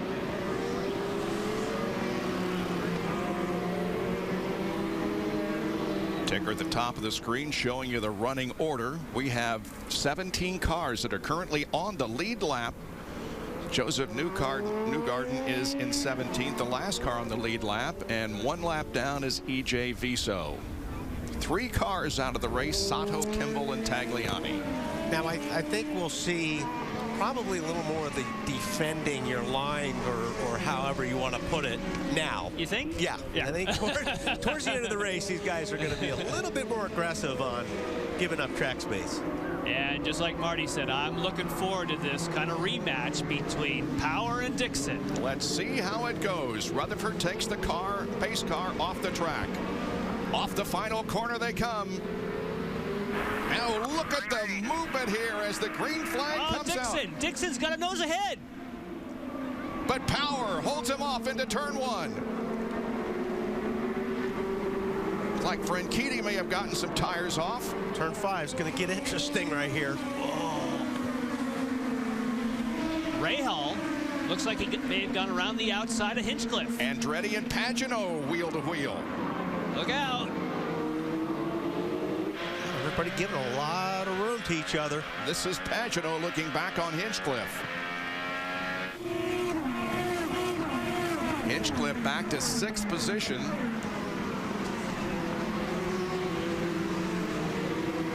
I think Conway lost a few spots there too. Remember, he's the only one on the primaries. Everybody else has got reds around him. There's Conway. Barrichello in the two-tone blue.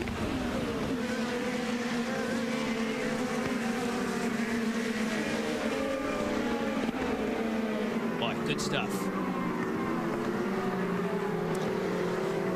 You know, in today's Firestone Indy Lights race, there was a lot of passing in that, and I thought, oh, good, that may mean a lot of passing in the IndyCar race. Yeah.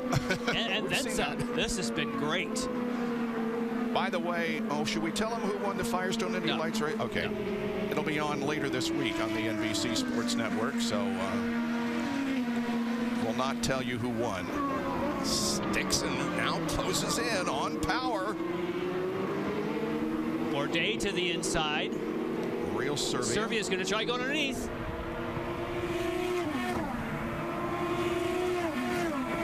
Barrichello and Conway. And Conway, look at that, Wally. On those primaries, he was drifting through there.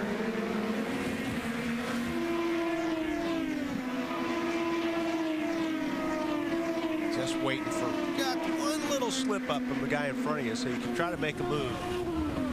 Rubens Barrichello in only his 2nd IZOD IndyCar race has a top 10 going right now, Kevin. And Rubens Barrichello thinks that Mike Conway wasn't playing by the book there. He thinks that was blocking, and his pit told him, we're calling that in. IndyCar will be alerted of that. That guy's blocking me. You're the fastest on the racetrack. Yeah. Right? Those are our 2 key radio calls today.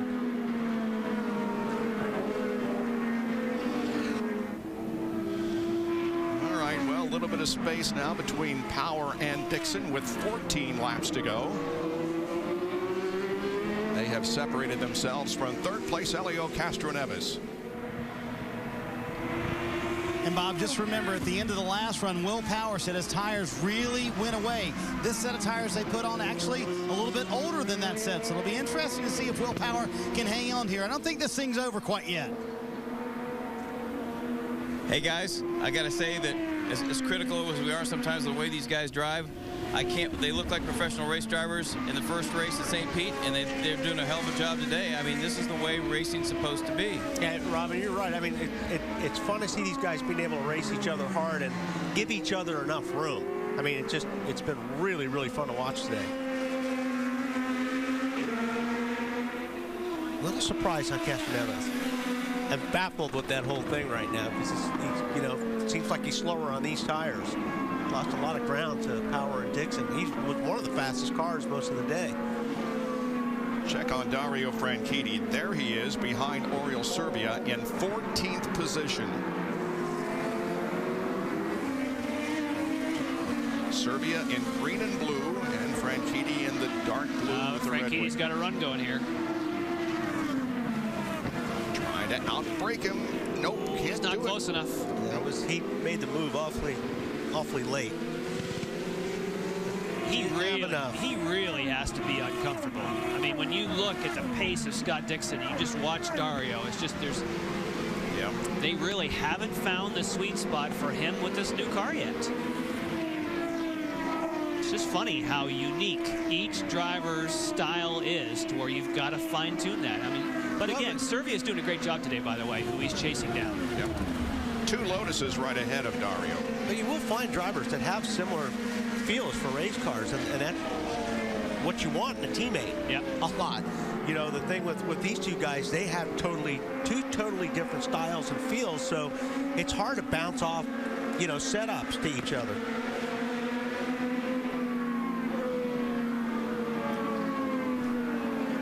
On the last restart, looked like that Scott Dixon might be able to get the job done, but as the green flag came out and the cars started jockeying for position, it was Will Power who was able to hold off Dixon's challenge going into turn number 1.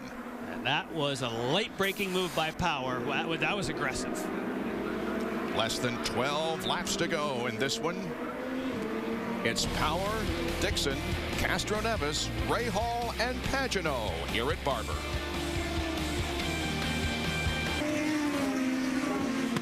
To go at Barber Motorsports Park. Will Power out in front. We'll take you real quickly through the top 12 through the field as we get close to the checkered flag here this afternoon.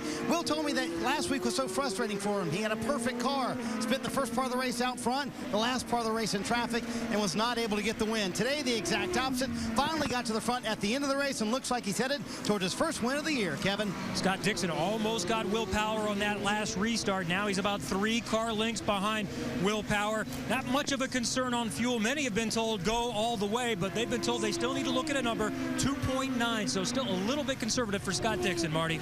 Elio Castroneves was coming into the race hoping for his 3rd time in his career back-to-back wins. It's not going to happen. Elio back in 3rd right now, and oddly enough, the only guy who seems to be a little bit slower on the red tires than he is on the black tires. They made the blacks work all day long, Kevin.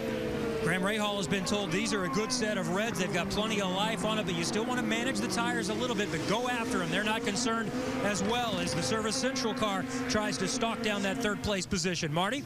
Kevin, a month ago, Simon Pagenaud told me they would surprise some people. I guess he is correct. 6th last week, 5th right now. Simon Pagenaud having a terrific run. Behind him, James Hinchcliffe, who has to be so frustrated, was 3rd on that restart just a moment ago. Winds up in 6th right now with a lot of cars getting around him. Almost had his career best finish today. Right now, as we said, in 6th. Kevin?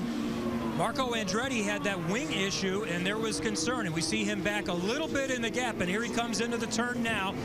And we've got some action and a pass on the outside. That's Mike Conway. Conway trying to get through traffic there as well. Marco doesn't have any problem with that wing. They didn't change it, and they feel like he's been running the same lap times. Mike Conway has been very happy with the way the car has been throughout the day. Conway is in good position for a good start after some mechanical issues last week. And for Rubens Barrichello, much needed laps today. He was able to finish last week. They ran out of fuel at the end, but he's more comfortable at this racetrack. He's starting to mix it up a little bit. Barrichello starting to figure out the IndyCar Series. Marty? Kevin, quite a duel going on back here. And how about the weekend for Ryan Hunter-Reay? Friday, they had some turbo problems. Saturday, they had the wreck. This morning, they had the lug nut fall off. They had a lug nut fall off during the race, and yet here he is in the top 10 for Ryan Hunter-Reay, an impressive end of the race. Townsend? So, Marty, J.R. Hildenbrand continues to soldier on here. He's running P11 right now. No complaints about the pinched nerve in his neck. I asked their PR guy, Kitch, I said, hey, has he complained about that at all? He said, no. I said, have you guys asked about it? He said, no, we haven't even brought it up, just like his ACL. On back into 12th as Sebastian Bourdais went down and talked to Jay Penske. They're having a great run, hoping that this motor hangs on this time. Jay had a big smile when they passed Briscoe earlier. I realize it's because he passed Dad on track. So, there goes Bourdais, just got past JR. Very good. Nice move. Yeah. Franchi's right behind there. Yeah, he kind of hung back there and waited to see where JR was going to commit, and then delayed his braking. Nicely done. Now, Franchitti smells a little blood. When you invite more than one engine into the fray, you always wonder if there's going to be parity. And we talked about how Lotus got a late start, but they're looking good today in a couple of cars. Right now, there are 4 Chevys and 4 Hondas in the first 8 positions, and it's Chevy versus Honda up front. So I think they're pretty paired off right now. And they have different characteristics. The Chevrolet that you're looking off the back of there for J.R. Hildebrand has twin turbos. In fact, you can actually see just at the bottom of the screen the two wastegate exits, kind of like exhaust pipes. And then behind, of course, Dario Franchitti, that Honda has a larger single turbo, which theoretically would possibly be a little better on the ovals where you're on the power longer, the twin turbo better. And now he's going to use that single turbo. He's going to run. There he goes. See if Hildebrand will do the crossover. No, he hung out there. So Dario Franchitti now goes to 12th. And Serbia right there. Like you said, he's doing a great job today, that thing. Yep. Right now, 14th spot. I think it also helped. This was really at no time. There are a few people that had to save a little bit of fuel, but this didn't turn into a fuel race. So that helps Lotus, because when you're behind the game, one of the last things on the checklist is lean fuel map. I mean, they haven't got to that yet. They're still trying to have enough engines to keep everything going. So this played for them better today. Good battle going on between Elio Castroneves and Graham Rahal as he tries to pass Elio for third. Closing the gap. Oh, he's got a pretty good run. Yeah, he's got a great run. Where's Elio going to go? That was kind of a little bit more than one move. Gradual. Yeah. That was just a gradual. That was a diagonal line. Looking inside. Clear. Wow. And guys, Elio set his car a little bit loose, especially under braking. Just keep that in mind right now.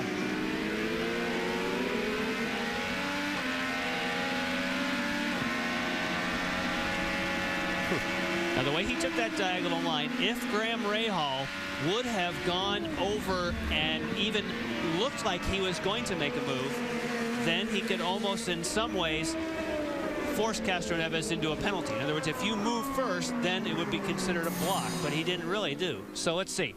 Castroneves comes off the corner. Graham Rahal has a run. So Castroneves, which line is he going to choose? Does he move in reaction to where? I don't think so. I don't think he did. No, I think that's fine. I think he just chose a line. Because Rahal had time to go he did. cut underneath him. He did. So. Yeah. I don't think he moved in reaction to. I think he chose to use a somewhat defensive one, and that was nice. Yeah, Jan, this is Townsend. I liken that to the old Sam Hornish creep, who was famous for that. He would slowly creep over, left Graham guessing as to whether or not Elio really knew he was there or not. Very clever. That's a sign of a veteran. Yep. And good to hear Sam Hornish's name mentioned in our telecast. Where you go, Townsend? The Hornish creep. Yep. Don't forget where Sam learned that from. Elio. Yeah. There's Andretti and Barrichello. Barrichello was much better off that corner. And Bourdais there also. These guys are racing hard.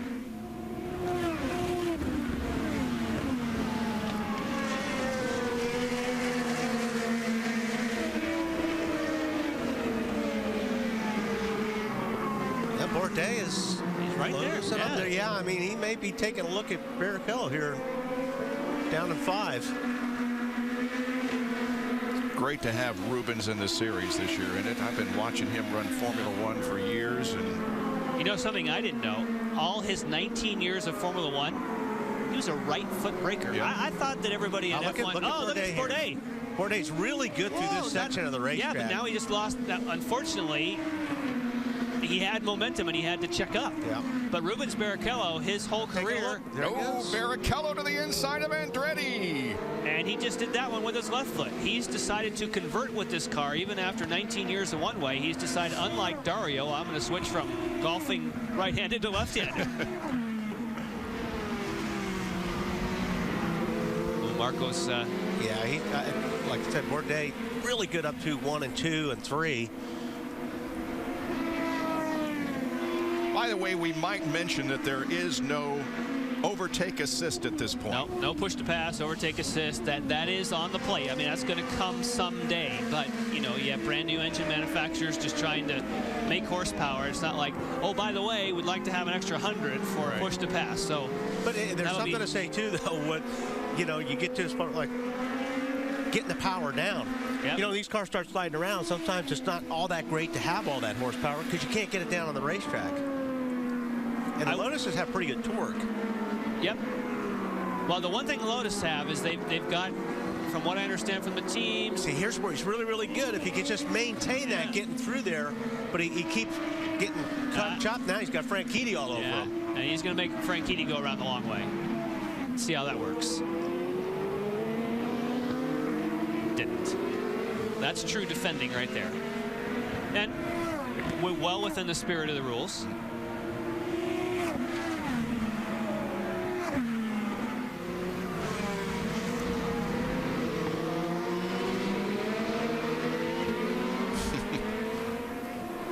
Now, the tricky part about the Lotus, as you see them get up to high speed, is that their peak power is right near the 12,000 RPM limit. So the tricky part is that the whole rev control and everything at the top with the turbos, it's all a lot of electronic management, and they are behind on their development. So they can't actually even use all of their 12,000 RPM limit. Oh, and here it goes. Wow, that was a nice move. Oh, it's just, he got hooked up and just dove in there. Nicely done, Sebastian. Bourdais is up to 9th position. I go back to, I just think he's getting all the power down. Yes. He is hooked up right now. Whether you had more or not, he got it to the ground. Yeah. Big cheers, guys, down here in the Dragon pits. Jay Penske, everybody clapping as he passed in that last corner. It was pretty exciting. Now, pretty cool here because you got Marco in his Chevy holding up a Honda. It's going to help out Bourdais to get ahead. Here we go. Jay Penske these guys needed this bad, and hopefully they can hang on here for a great top 10. Ray Rahal still giving Castroneves. Oh, but Pagenaud. Yeah. Oh. See, as soon as one person has a little bit of a checkup, the next guy behind is like, I gotcha. And I think Pagenaud's the faster of all three of these guys right here. 3rd, 4th, and 5th right there.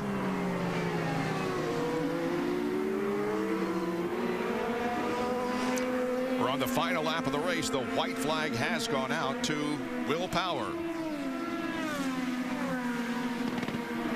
There he is. He was denied the pole here yesterday, but has made the noise here in the race itself as he enjoyed a 2.8-second advantage over Scott Dixon. There is Briscoe and Hildebrand as they battled for 14th position. As we follow Will Power,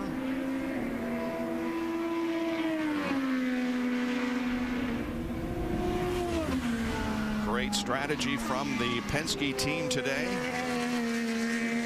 And prior to this weekend, the furthest back a winner has ever come was 3rd, Helio Castroneves in 2010. But today, Will Power comes from 9th starting position, and he takes the checkered flag to win the Honda Indy Grand Prix of Alabama. His first win of 2012. Team Penske wins again. 2nd place, will Helio, 3rd place rather, will Helio try be successful in holding off Rahal? Yes. And Franchitti and Andretti. It's going to go to the wire, and Franchitti's going to get him. And that would move Dario to a 10th place finish. I think that's the highest he's been all day, except for the pit stop. So. Yeah. Yep. And here's some more battling as J.R. Hildebrand has Wilson and Simona De Silvestro in his mirrors. Hildebrand is going to cross the line in 15th position. But there is Scott Dixon, and there is Will Power, his 16th career win, 2nd consecutive win in the Indy Grand Prix of Alabama. Let's talk to Tim Cindric. Well, I think it's more of a sigh of relief for Tim Cindric. You had to work hard for that one, didn't you? Yeah, I guess Scott Ripke taught me how to do that. So no, it was really good. Anytime you can start 9th in this race, and I think Firestone brought the perfect tire to put on a good show here. So the Verizon crew, these guys, can't say enough about what they open up in terms of what you can do with strategy when you got these guys and Will out there on the racetrack. And a smart move to start on blacks. They went reds the rest of the day. Will Power gets to victory lane, guys. Team Penske with the second win of the year, and Team Penske has won all 3 races here at Barber Motorsports Park. Started 9th, went on to win. The last time a winner started as far back in the field as 9th on a road course was Graham Rahal when he won at St. Pete to open the 2008 season. That, of course, was Rahal's win in his very first start. Power pulls the car into the area that he's been wanting to visit all weekend, Victory Lane.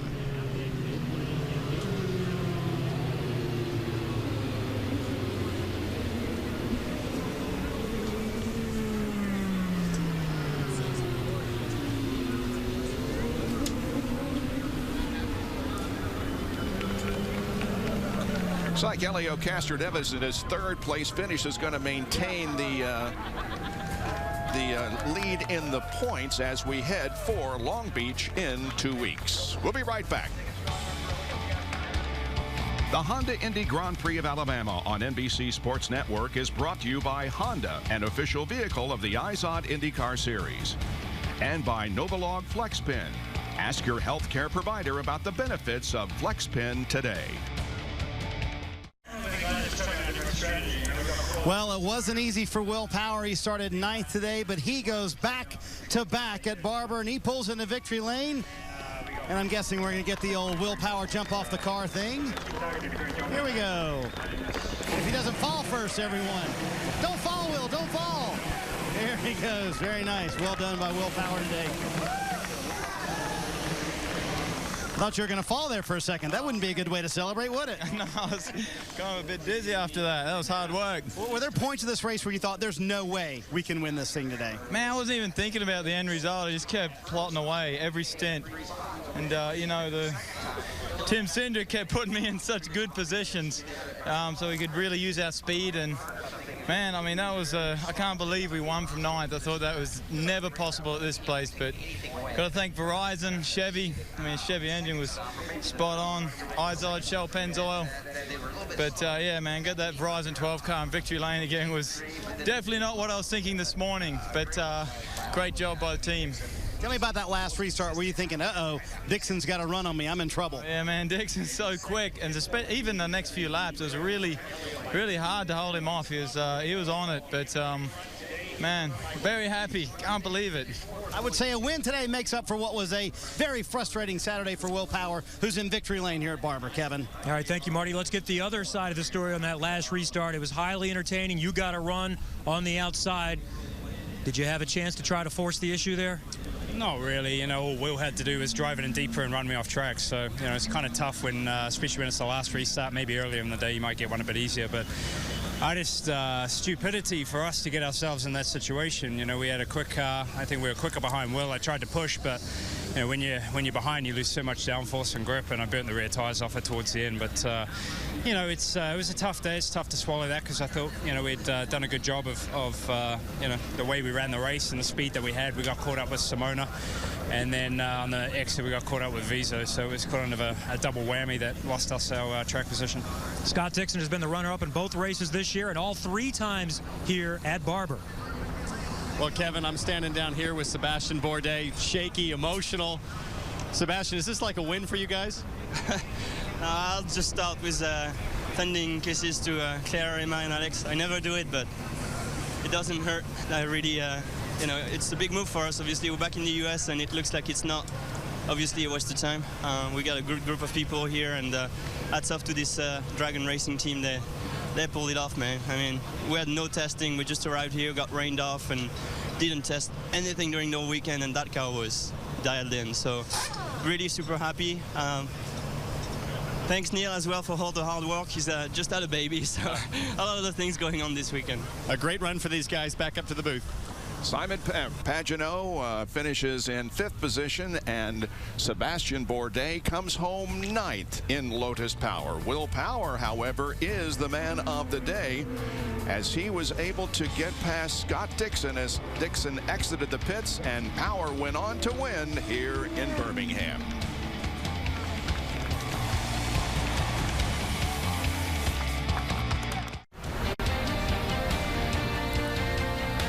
Will Power wins here today just outside Birmingham at Barber Motorsports Park. Thanks for staying with us. I'm Kevin Lee with a couple more guys that had really good runs today. Top 5 finishes. Helio Castroneves bounces back after a win and continues his good start to the season with a podium finish. What was your day like today with this really entertaining racing for us? Well, I have to say, my man here, Graham, we were just talking about, he finished 4th. And, well, first, I want to thank AAA, Shell Pennzoil, Ultra Verizon, and SKF. Those guys keep pushing us, keep giving us great cars, great support.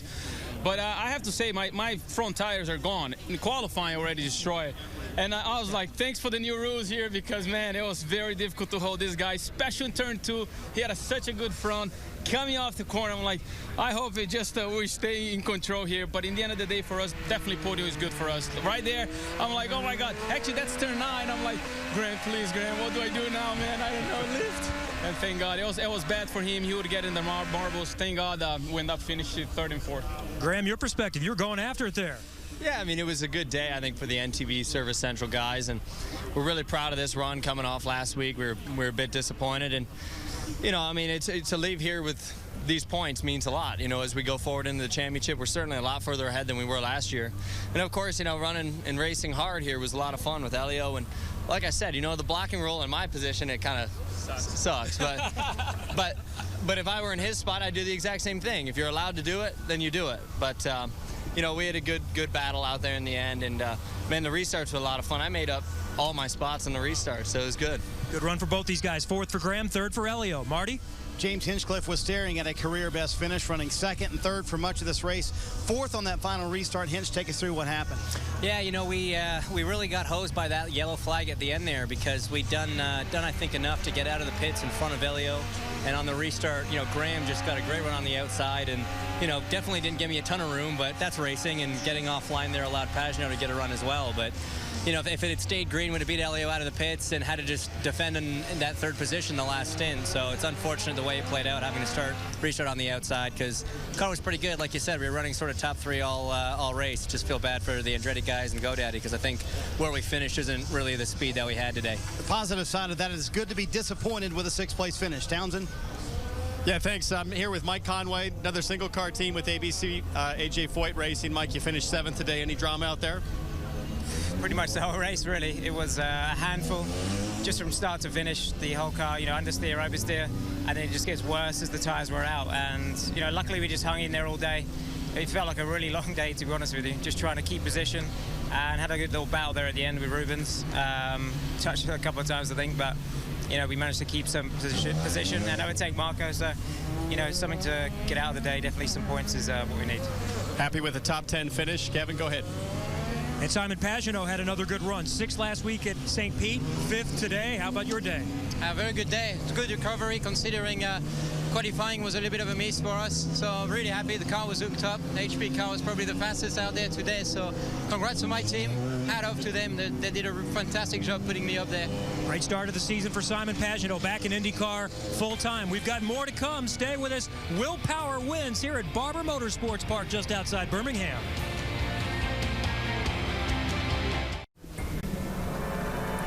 The Honda Indy Grand Prix of Alabama is history here at Barber Motorsports Park, and Will Power records his first victory of the 2012 IZOD IndyCar season. Here's the finishing order, and although it's only the 2nd race of the season, best finishes for Power. Dixon equals his 2nd place at St. Petersburg last weekend. Rahal had his best finish, so did Pagenaud, Conway, Barrichello, Bourdais, and Franchitti. All those guys with their best finishes of the year. All in all, an entertaining day and a race that we thought maybe there would be a little passing, but there was a lot of fun out there.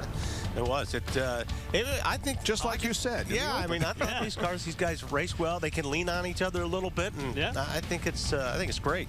Townsend said in the pre-race it'd be a knife fight, and I think it was a good description. And now in 2 weeks we go to Long Beach, which is always one of the premier events on the series. And of course, Mike Conway is the defending champion at that race. So we look forward to being in Long Beach, California for the Toyota Grand Prix of Long Beach. That will be 2 weeks from today. It's been a great weekend here in the Birmingham area as Will Power celebrates his victory here this afternoon.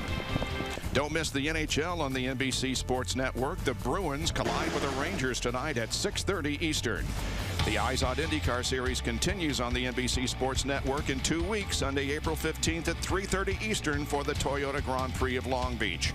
For more information on the IZOD IndyCar Series, log on to NBCSports.com. For Jan Beekes, Wally Dalleback, Townsend Bell, Kevin Lee, Robin Miller, and Marty Snyder, I'm Bob Jenkins. See you in 2 weeks at Long Beach. The Tour de France. The NBC Sports Network thanks you for watching this presentation of the IZOD IndyCar Series.